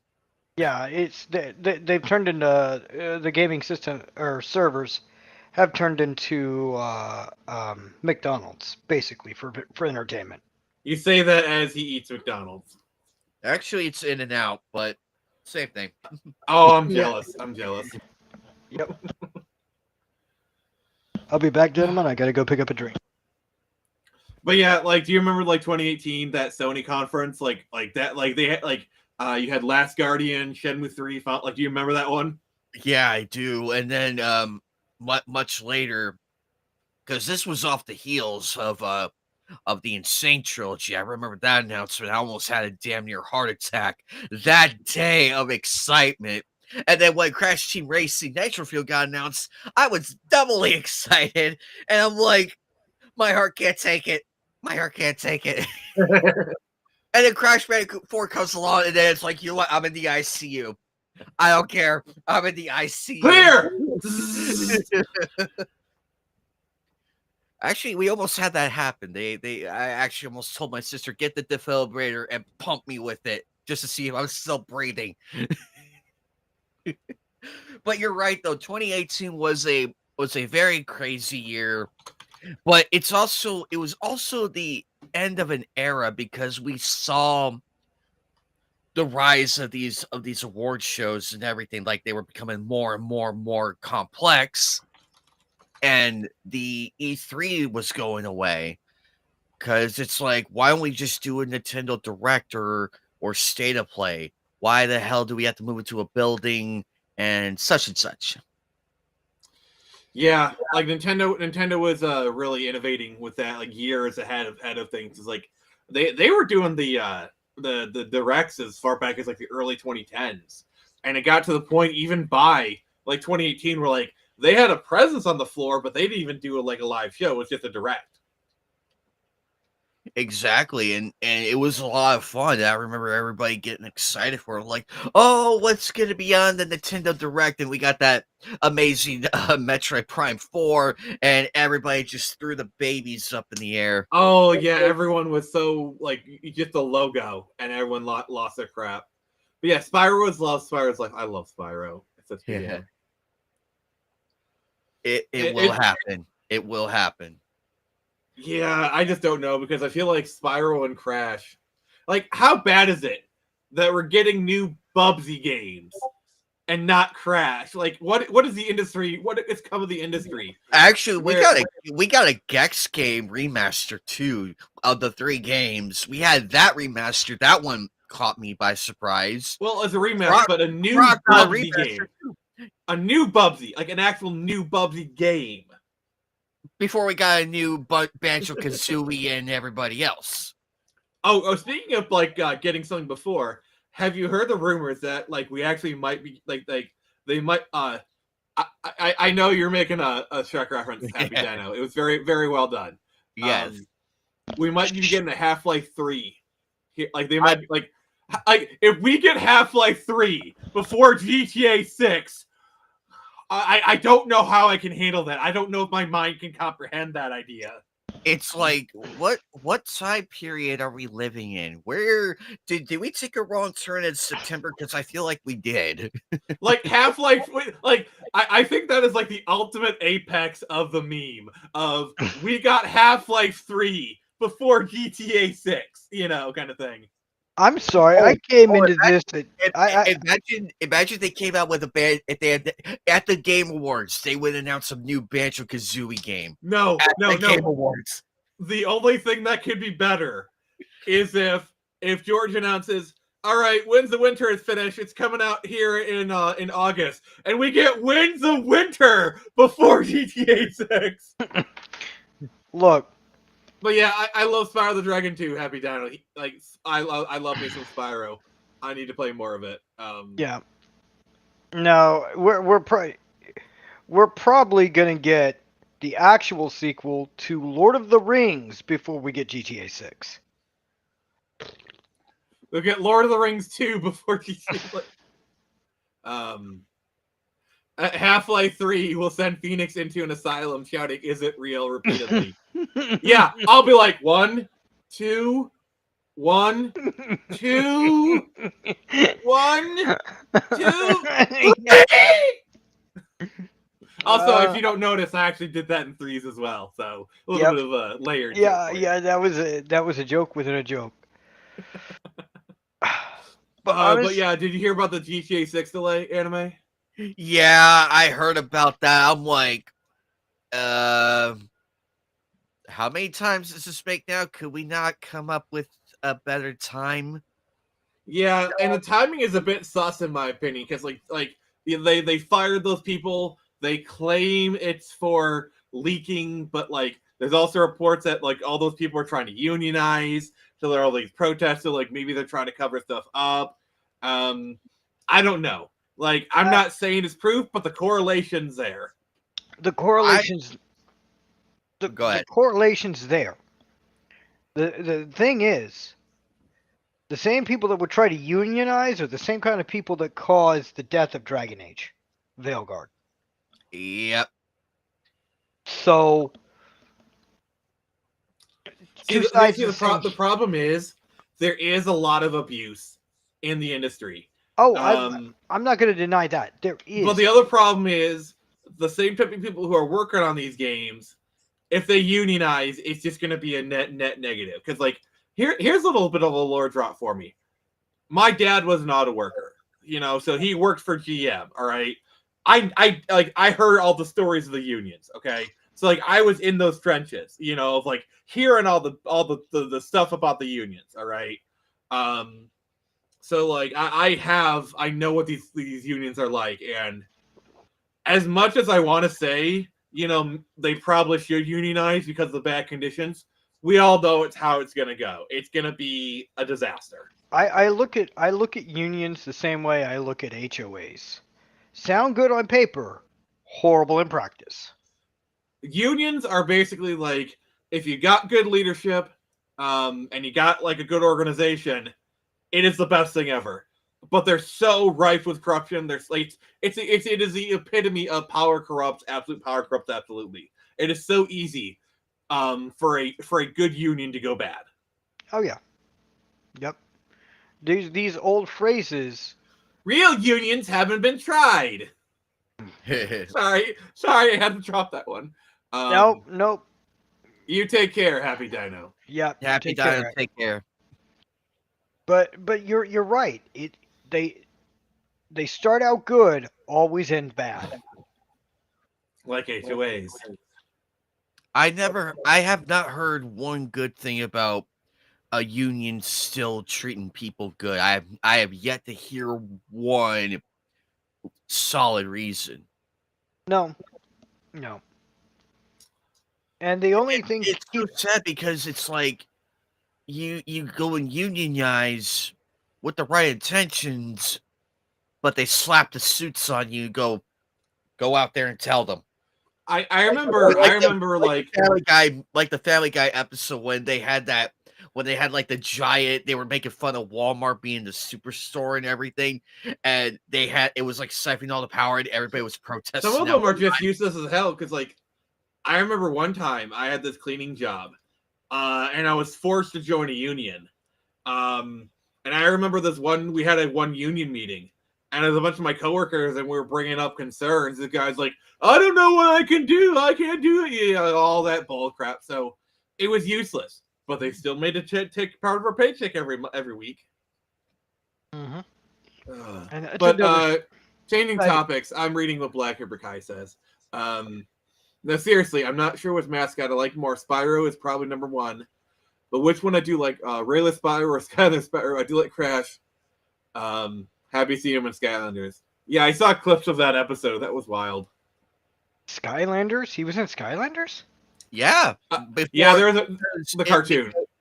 Yeah, he was in Skylanders as well. And to our surprise, after that is when Crash Bandicoot Insane Trilogy got announced. The timing was really cool and really scary at the same time. However, there is.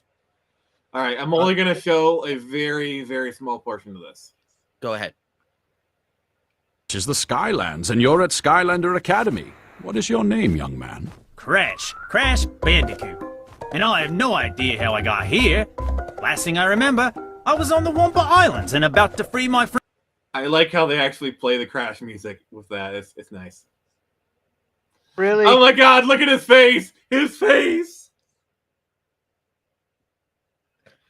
Are you okay? I want to meet the person who okayed the idea of having Crash actually speak.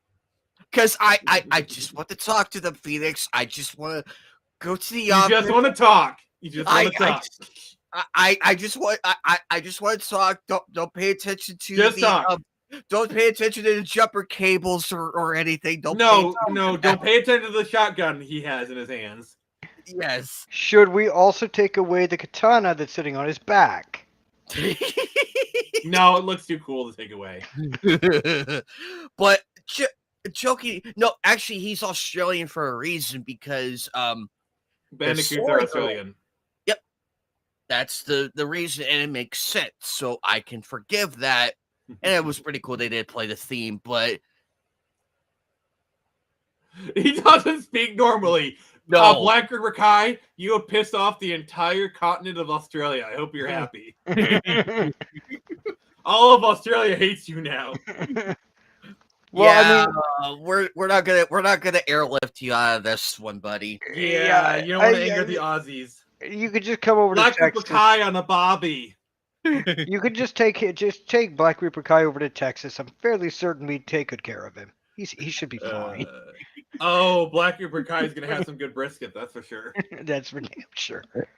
Speaking of which, on the Beanox, the Beanox just updated their banner, and I noticed something. There is a new concept of Crash Bandicoot, but it's not the Insane Trilogy one. It's actually Crash Bandicoot 4. And the cart is different. Because I played Nitro Fueled like night and day. That very cart was not in the game. I know for a fact. Crash Bandicoot 5. Or Nitro Fueled 2. By the way, they still need to release Nitro Fueled on PC. I don't know why they never did that. You know what? I made it a theory on that when I was playing Sonic Crossworlds, because I was telling everybody, if Sonic Crossworlds can run this good on PC, I guarantee Crash Nitro Fueled would have ran eons. Like, by the way, fun fact: did you know on Mario Kart DS, you can actually race through Cortex Castle? A track from Crash, because Crash Team Racing. Okay, Crash Team Racing is better than Mario Kart. Bar none. I'm not going to deny this. I never played the game, but I'm fairly certain any game is almost better than Mario Kart. Almost.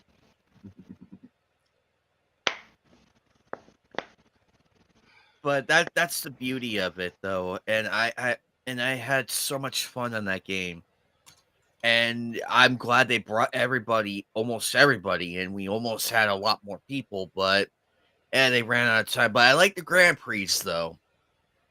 But luckily, the problem with Nitro Kart, the CTR remaster is it was a bit of a bait and switch. They're like, we're not going to have any microtransaction. Like, if you're just playing it single player for like a remaster, it's fine. But then they turned it into a live service game with seasons, and they basically just like, because like what a lot of game companies were doing at the time was, we don't have any microtransactions, and then it comes out, all the reviewers do it, and then like 6 months later, then they add it in. Like that's something that a lot of companies do. After we praise the living hell out of Crash Nitro Fueled, they go and do that, and I'm like, why? I will say this though: if you're just playing it as a remaster, like a single player remaster, it's fine. Like it is fine. You're still gonna have a great time and everything. But you really want the stuff? Well, you got to figure out what the weekend like when is double Wampa XP weekend and everything. You just have to figure that out. But that's where Crash Bandicoot 4 comes into mind, because everybody was scared that they were gonna do microtransactions for that game because they had the skids coming out and everything. Luckily, they realized the mistake. And it says, no, you just need to gather the gems to unlock the costumes. Yeah. Playing the game. And I'm like, they get it.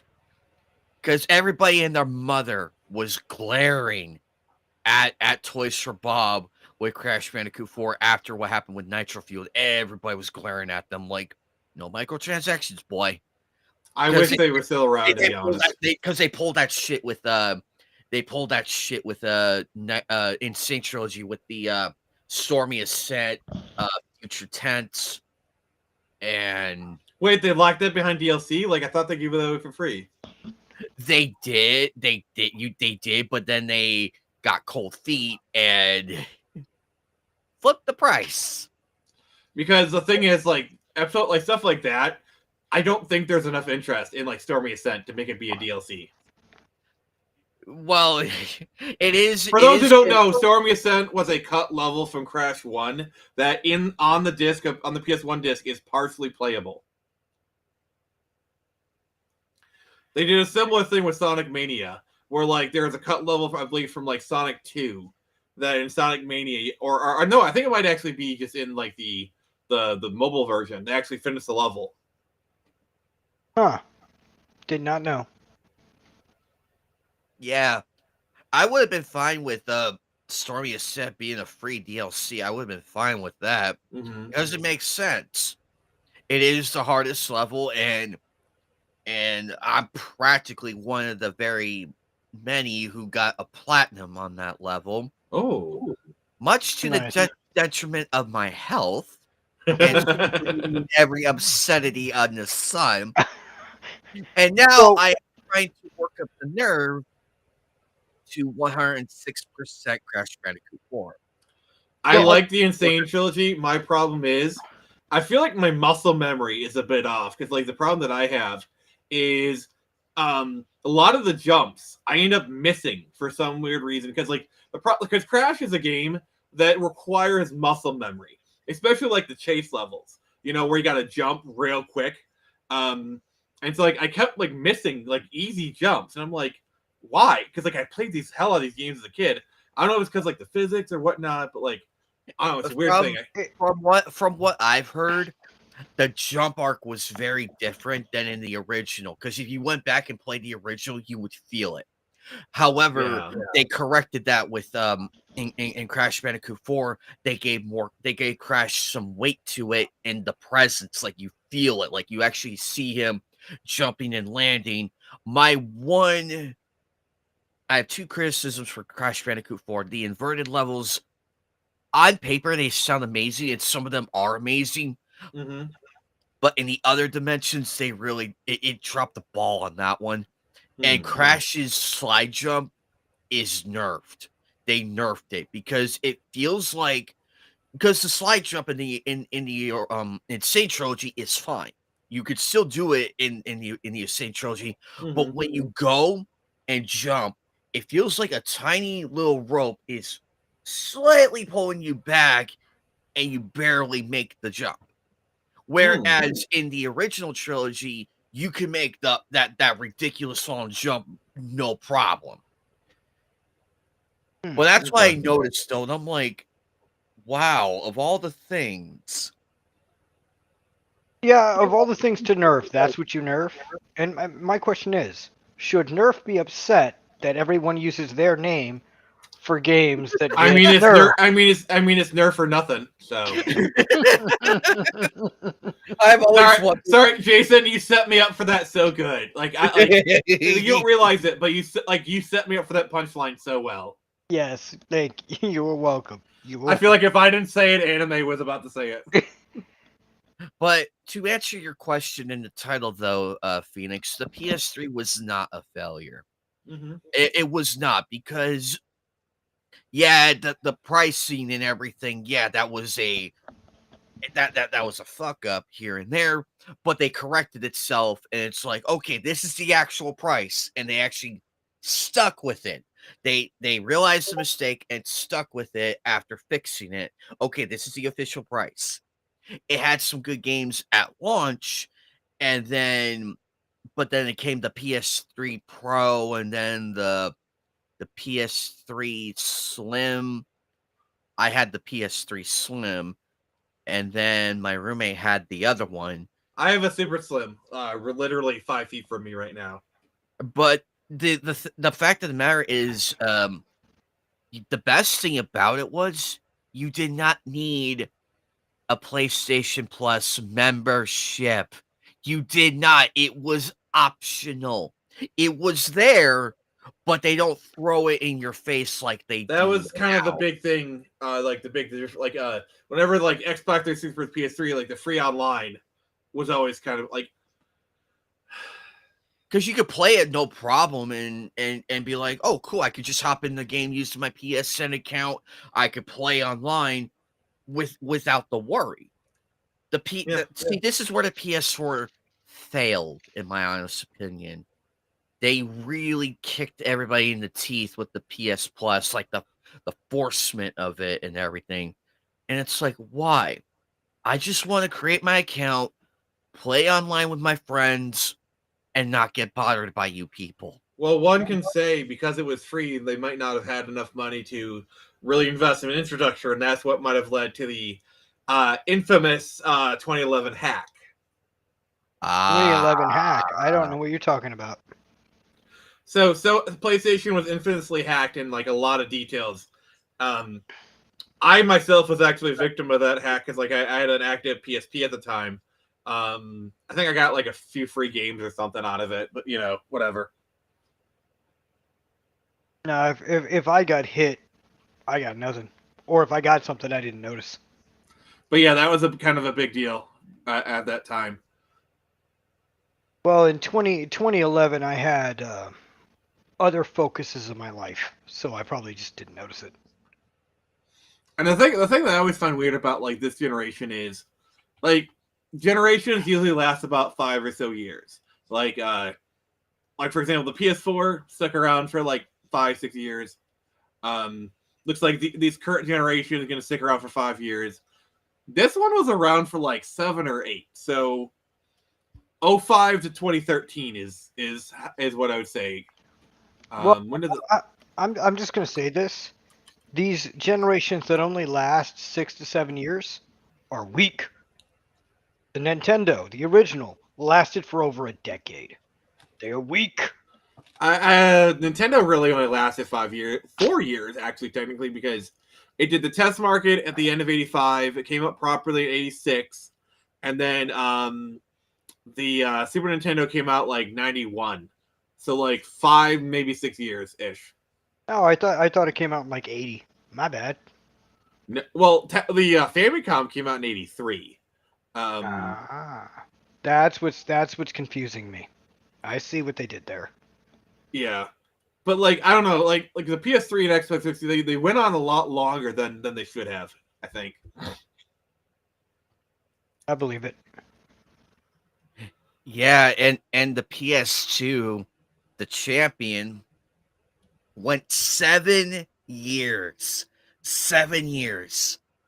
That's insane because that's when the PS3 came out in 2007.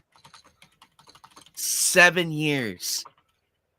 And it's still the most beloved console out there with Sony. It's still the last PS2 game that was ever released was Pro Evolution Soccer 2014, which launched November 8th, 2013 in the United Kingdom. This soccer title was released just before the PS4's debut.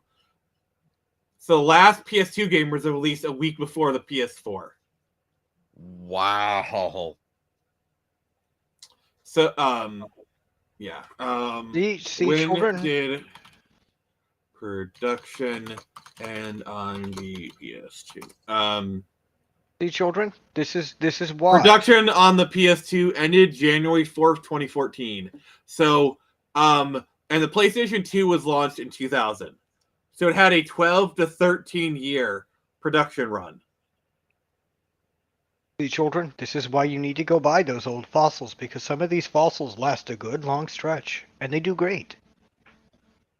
That they do. It's kind of funny how some of the games started on the PS3, and now here we are so many years later with all the like that started on the PS3. I find that so hard to believe nowadays. Or one thing, another one, Persona 5. Yeah, PS3 port. Yeah, and it's like Persona 5. Of all the things, and then it's like, oh yeah, we're gonna do the Last of Us remaster. Why? The PS3 version and the PS4 version are fine. We already have that, Neil Druckmann. Oh, so back. We'll see. Back that point, it wasn't back. PS3 wasn't backwards compatible, and Last of Us was such a big hit.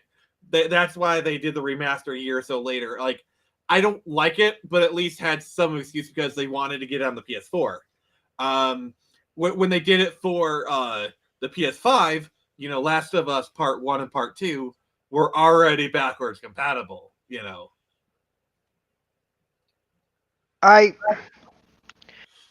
You know they're going to do a Last of Us remaster for the PS6. You know that's going to happen. I know it's going to happen, but there's just some people that needs to fall away from the stupid tree and into the intelligence tree and get at least a couple of hits. I'm just going to say. Here's what I'm waiting for. I'm waiting for Intergalactic to bomb, and they'll be like, okay, we need to go, like, because this is how these companies go. They have a big bomb, so they try to go back to their roots in order to regain. Volition did that after Agents of Mayhem, and they failed with Saints Row. So what Naughty Dog is going to do is like, holy crap, we failed. So they're either going to do a new Uncharted game, or they're going to do a new Jak and Daxter, or both. Yeah. I think probably what it's going to be is a new Uncharted. If they have any sense, they're going to fire Neil Druckmann and then probably bring in Amy Hennig to do a Uncharted 5. That makes sense. That's why, to go back what we said earlier in the stream, that's why BioWare got rid of everybody else but their core old school Mass Effect team to start back at the roots. Every company does it. So, well, the problem with BioWare is they had two different studios, and they were kind of at war with each other because, like, if you actually look into like the history of Andromeda, I think it was like one team, the Calgary office was like the B team, and like the Edmonton team actually looked down upon them, or whatever. Yes. It was kind of stupid. And then you had the Austin team, which is the team that did Mass Effect. No, Austin, BioWare Austin. They're the SWTOR people. They did Star Wars: The Old Republic. That's the MMO studio. I mean, SWTOR's. Sorry, anime. You're just sitting there. Yeah, no. I'm listening actually, and I'm just like, Okay, you're correct. The Mass Effect team moved from where it did. They closed down the studio that used to do Mass Effect, so they just had the one that was doing Dragon Age, and the one in Austin. All the Mass Effect team moved to Austin. I don't know why they did that, but that's what they did. I remember Dead Space coming out on the PS3. I remember when that came out. Oh man, I loved that game to pieces, and it was gritty, it was unapologetic, and it had a kick-ass character. You know what? I'll agree with that. I never got into Dead Space, and I feel bad. That's the thing I think about this era. Like, for better for worse, they took risks in this era. You didn't really see that much in the PS4 era. But, like, this was, like, the last era where you had companies making swings for the fences. There are a lot of misses in this generation. Like, do you guys want to remember the game Wet? No, and I'm kind of scared of what it actually is about. It's like a grindhouse game, Liza Dusko. It's not what you think. But I'm just pulling up, or like Haze. This was the era of the Halo killer, the COD killer. Okay, those games, yes. All right, yeah. Like even stuff like Final Fantasy 13, which was an objective failure. I can at least respect them for at least trying something. And also, if you look at the game, the graphics hold up pretty well. Yeah, Final Fantasy 13 was good. That's why they made 2 additional games based on it. I don't. Uh-oh. I think you offended him, Jason. I think I did. I mean, if you like Hallway Simulator, I guess. I'm not defending those games. But last Friday, though, I did play the Outlast Trials. Holy crap, they still kept the gore and everything, which is good. I'm like, yes, this is what we want. See, that's what I want. I want the gore brought back into game. Like, unapologetic. Because it's like, a corpse is dangling over the grinder, you hit the button, and it falls right in. Like, how bad is it when even Mortal Kombat is starting to lose its edge? If you went back in time and told everybody in the PS2 era to the Xbox 360 era that they were going to neuter Mortal Kombat with a layer edition. They didn't do it in this era. Like, this is the era where Mortal Kombat had its rebirth. Like, the Mortal Kombat 9 and then like 10 and 11. That's like a second golden age. Like, I think the golden age is like the original. Like, there's three true eras of Mortal Kombat. There is a classic era, there's the 3D era, and then there's there's 4. Because like you have like 1 through 3, and then you have the PS2 games like Deadly Alliance, whatever, and then you have 9, 10, and 11. I could play Mortal Kombat 2 Deception. I would not get bored. I would still find things I even know that were there. We will eventually get a collection of the 3D games. I guarantee you, we will eventually get a collection of those 3 games. Armageddon felt a bit off a little bit here and there, but it was still good. And of course, I enjoyed the little kart race that they had and everything. That was a lot of fun. Like, people don't realize they put so much content in those games. You know, Anime sees what I did there. Back in the day, they added content to make the game engaging, not just to fill the void. Mm-hmm. That's why the X-Men Legend games that I've been playing hold up so well, because you get rewarded for progressing through the stage. It's like that old meme. It's like, I just spent 12 hours unlocking everything. Nowadays, it's like, I just spent $30 to unlock everything. Yes. Take that number up to 200, and there you go. You know what I mean, though. You know what I mean. I know. Yeah, we know what you mean. We know what you mean. But yes, you're not wrong. You're not wrong, though. And it's like, but there are some games that still have that system to where you do unlock by progression, and that is what. And there's nothing wrong with that. I like getting rewarded for doing an honest day's pay for an honest day's work. I understood that reference. Honest day. And then I get really angry with this guy for getting really angry with me. Yeah, no, that's the one thing that I don't. I know why people do it.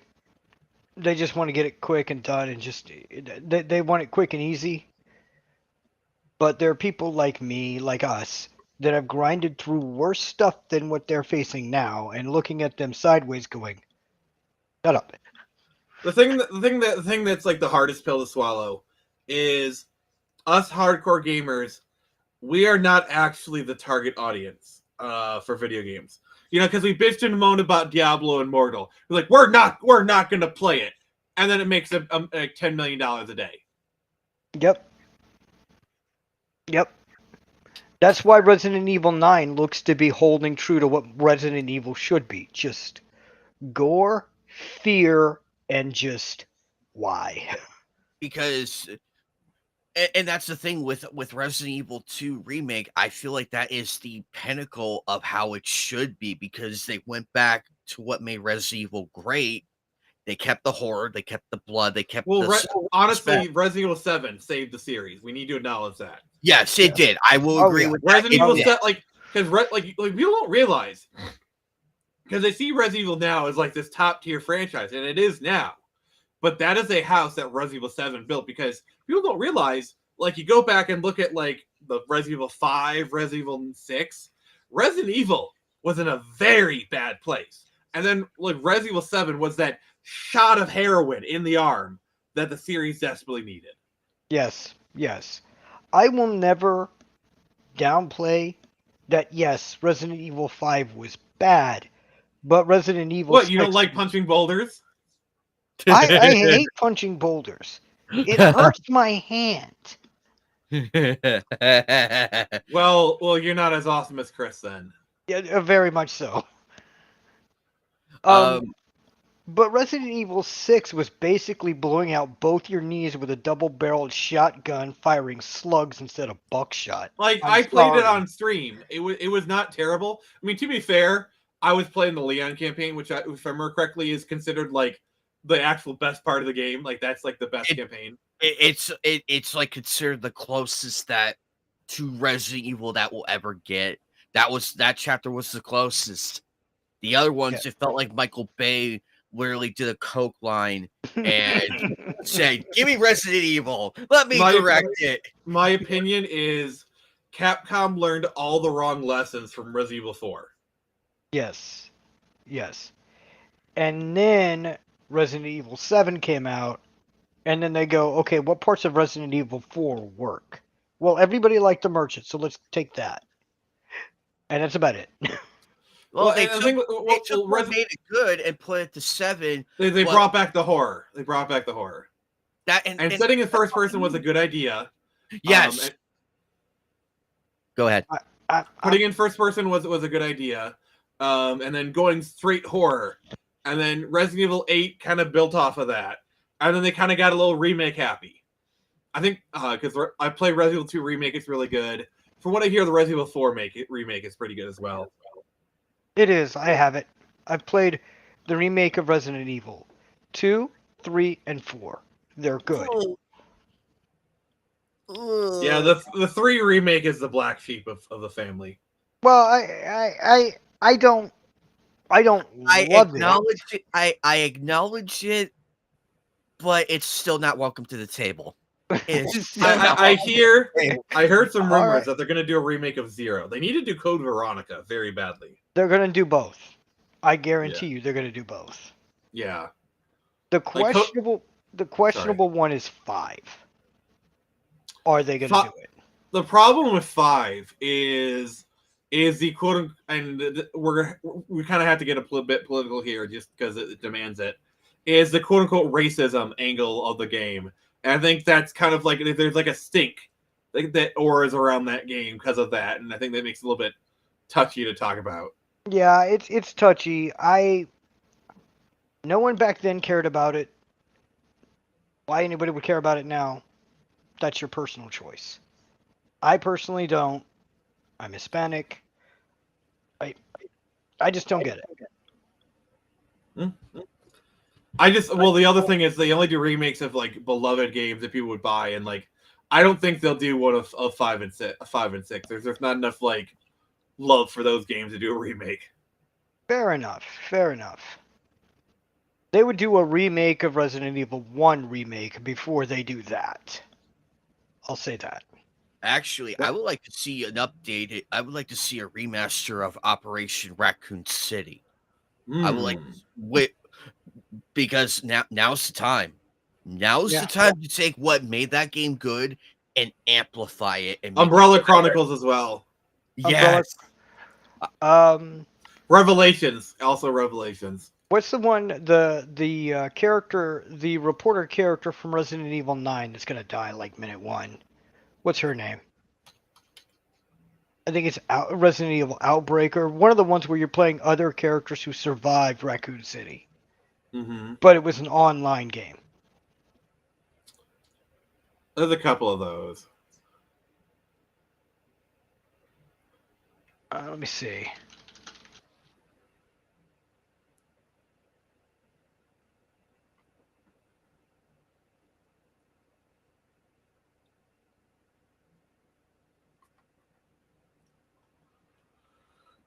But yeah, I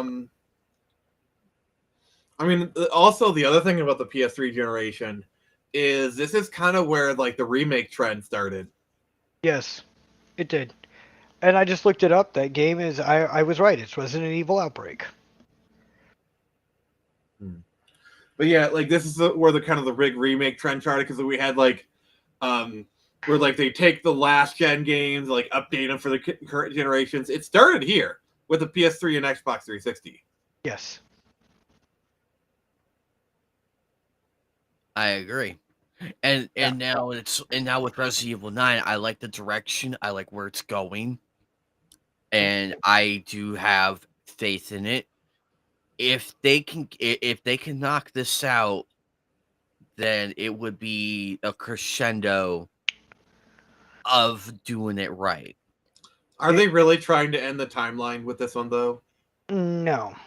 I think they're trying to end the timeline of 7 and 8 and go back to the zombie timeline. Because like I heard like, oh, we're gonna kill Leon, we're gonna kill Chris, we're gonna kill all those people. They might kill those characters, but not for that reason.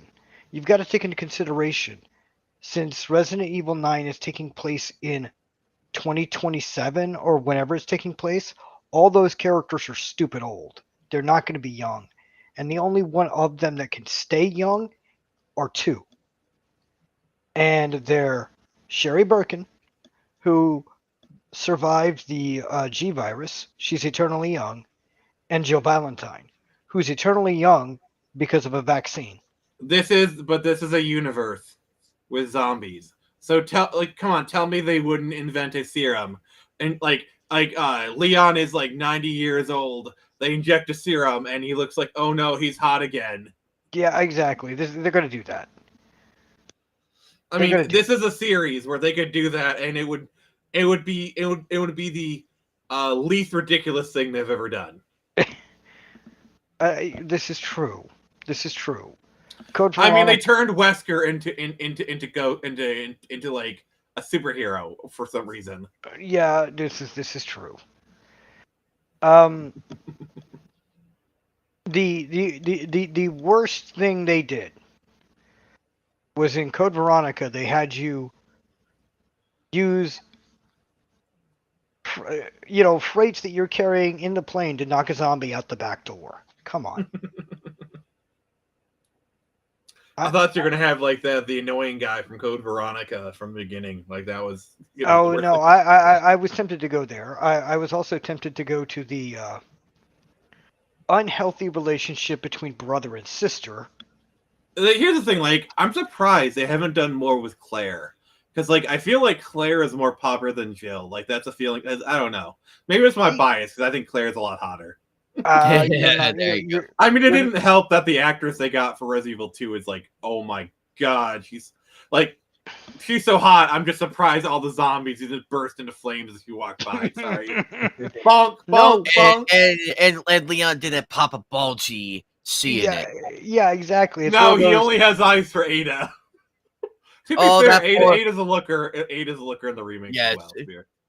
Yeah. Yep. Yeah, but Claire, I'm sorry. Jill, I'm sorry. I like Claire more. I always have. Because I'm surprised they haven't done more with Claire. It's like, okay, Code Veronica was essentially her game, and they paired her with Chris, but outside of that, she doesn't really come back that much, which is weird. Yeah, because they put her in the background working for the organization that Jill and Chris started, but she never went out in the field, which that's stupid. Yeah. Given that she survived Raccoon City, you're telling me that she's not going to want to go in the field a couple of times? Like why? Yeah. Like she deserved her own campaign in 6, in my opinion. She did. All right, what do you think, Anime Night? I'm on the spectrum of. You're on the spectrum of Claire. I do see the appeal. I do see the appeal, and I do see Ada Wong. Give me hot Asian mommy all day, every day. Bonk, Jill, bonk, bonk. Jill, I'm sorry, but yes, you may have the face, but you don't have the chest or the cake, and you fail. The chest or the cake. I mean, Jill's not a bad looking lady, and the lady they got for her for the remake is attractive. Although those mods for the 3rd remake, holy crap, they went crazy. And I mean, have you seen some of the mods? Oh, okay. Anime Night, if you're ever bored and you have nothing to do, look up my Resident Evil 2 playthrough. It was my first gameplay, so it's a little rough. But I bring in the mods. For example, Sherry Birkin is the anime girl from Spy X Family, and and Claire is running around as Supergirl. Which one are we talking about? Are we talking about Supergirl, or Power Girl, the version of Supergirl with bigger assets? That's my question. Oh, Power Girl all day, every day. She could. I mean, we have the future Sydney Sweeney role, so. Yes. It's like no matter what role you put her into, it somehow works. I argued with Joker that she would make a very wonderful Firestar from Spider-Man and His Amazing Friends. It can work. I agree.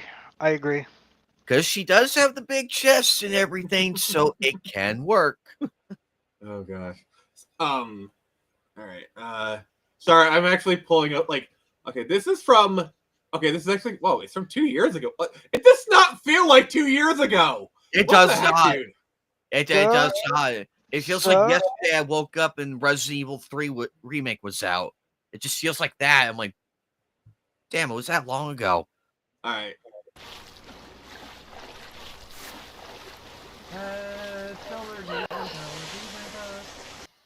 Yeah, but what about the special weapons case down here? All right. See? Like That's funny. I was wondering if they would have the cape, but no, they don't have the cape. no. Oh. Oh, that is awesome. That is just funny.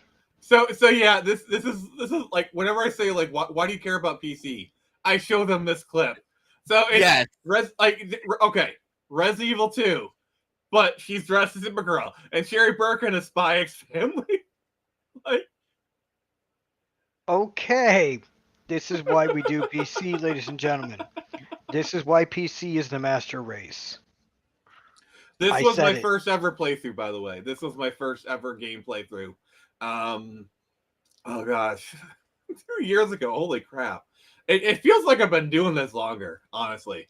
I'm like him. I'm shocked that the re-release or the remake of Resident Evil 2 is 2 years old. I think it's longer than that. It's probably older than that, but like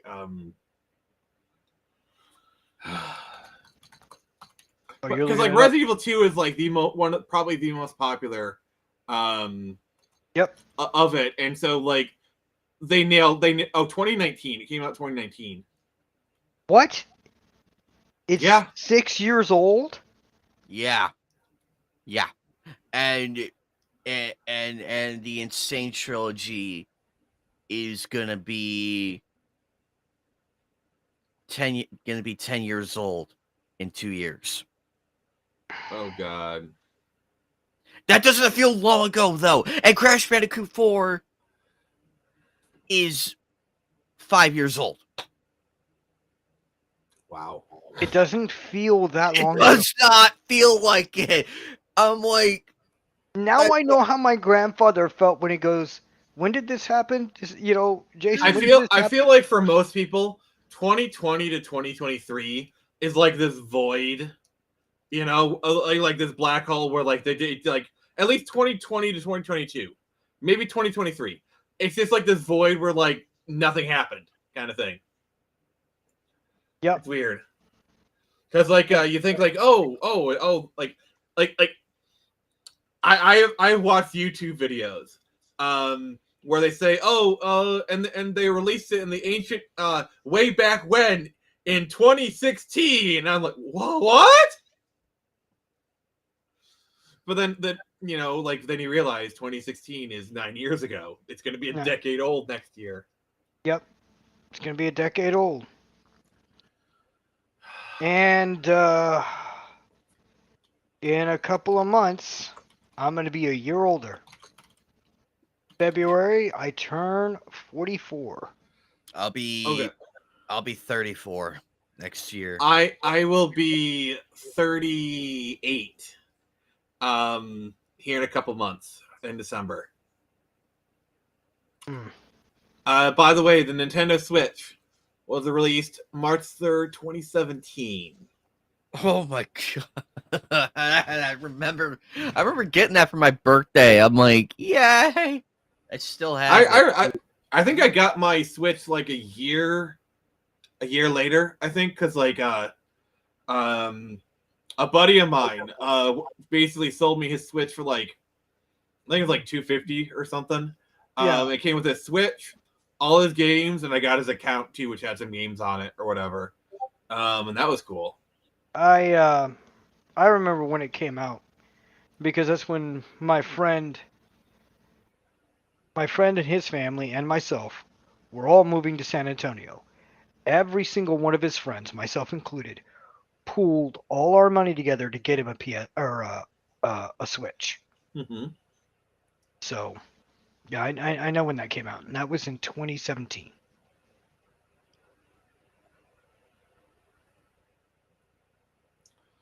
I still like think fondly back at the 3DS era. That was a fun era. Like, especially if we ever went to like conventions during that time.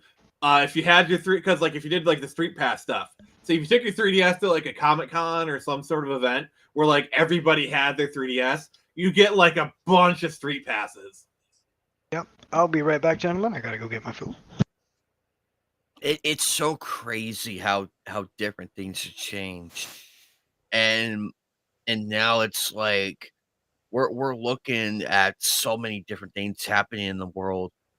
The PS3 was a lot of fun. I regard that era as like the last, like one of the last great eras of PlayStation, because PS4. It was the last era where each console was distinct. Because by PS4, Xbox One, they had homogenized to the point where there's really not much of a difference. But like during the there was a huge difference between like the PS3 experience and the Xbox experience. Not just games, but also like, for example, the PS3 you could download PS1 games, but the Xbox had XBLA. You know, so like there was like, distinct experiences you had on 360 versus PS3 versus by the time we got the PS4, Xbox One, the experience was largely the same.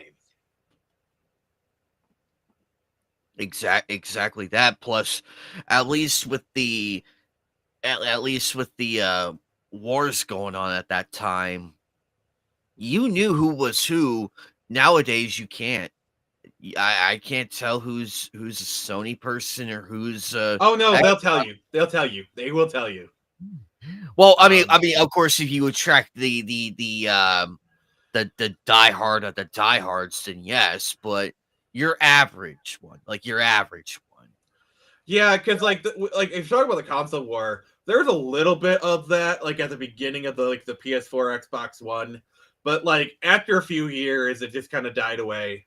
Because nothing will reach the pinnacle from Sega does what Nintendo to the chaos of the late 90s with PlayStation, Sega. This was the last console war.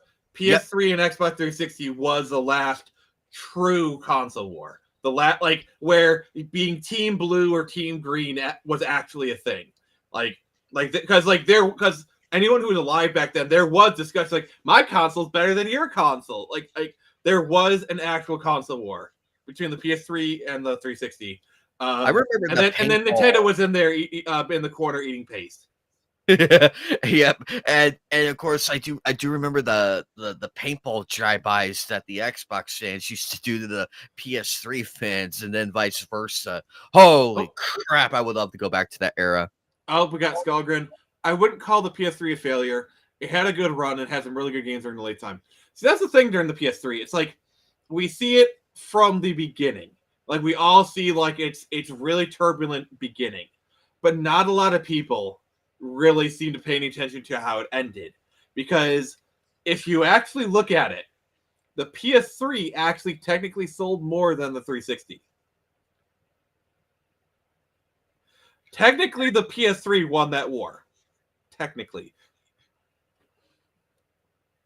I would say culturally, it didn't win the war, but sales-wise, it did. Yeah, it won the war financially, but culturally, I feel like it was a close second. Very close second. Because Xbox 360 reigned supreme at that time. I mean, with Halo and everything. Halo. And if you look at how that generation is, that generation is viewed now, it is viewed through the lens of the 360. I feel like time has been kind to the PS3. Like, I feel like now we see the PS3 as a good system. Like, it became great. It has some great games. But I feel like culturally, this generation is viewed through the lens of the 360. Unfortunately, I agree. I would agree with Skullgrin. The launch titles obviously had a few pitfalls, but once the console moved to its middle stage, yeah, that's the thing. Like once they had dropped the price to at least $300, and they games like Uncharted started to come out, I think it was pretty competitive. But yeah, the PS3 is not a bad system. It is not. No. That argument I will forever stand against is that it's a bad system. No, it's not. Yeah, it's like it's like the whole conversation around the PSP. It's like, oh, the PSP failed to take down Nintendo. The PSP is still in the top 5 of selling consoles of all time. It sold 80 million units. It like, and we're gonna get to this on the next episode. We do like the PSP and the Vita.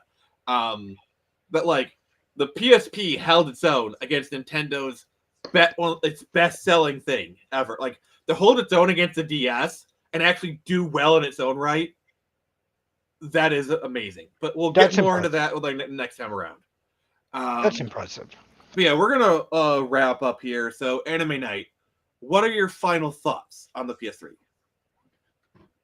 It is probably the one console that I could say that that went toe to toe with the PS2, and it had a rough start. Yes, let's get that out in the open, make that clear. Like, look, it may have had a bad start, but as the year went on and more games came out, they got better and better and better and better.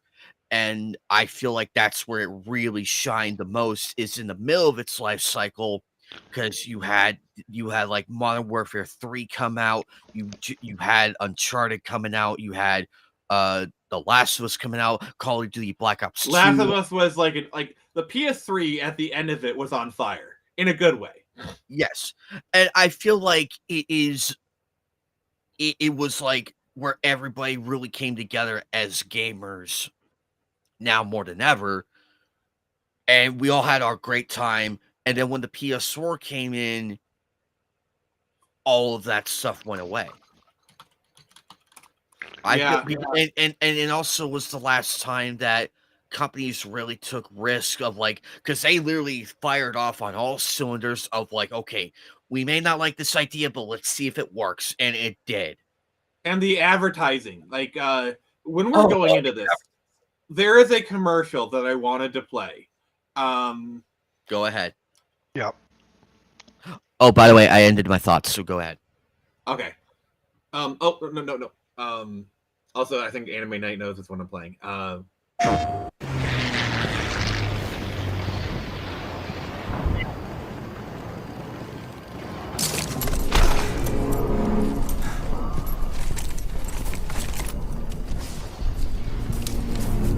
Anime Night, you know which one this is, right? Stay calm, man. Well, yes.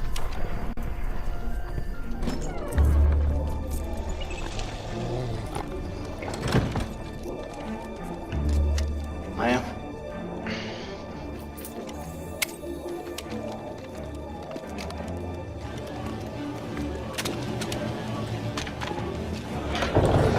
Flying over the middle of the Rubal-Khali Desert, looking for some lost city in the sand.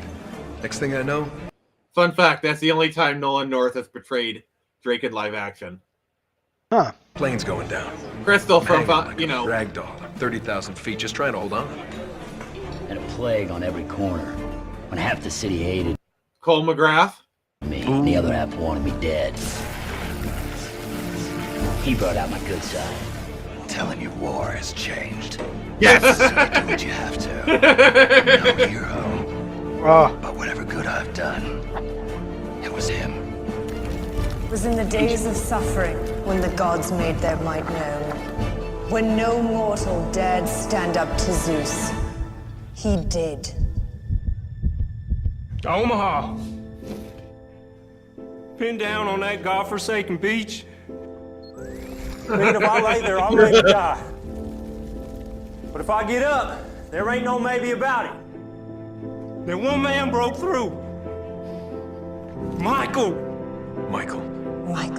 When the Templars murdered my family, the whole bloody world's gone crazy. Hellcat, Sector 9, to Michael! For all he does. For all of us. To Michael.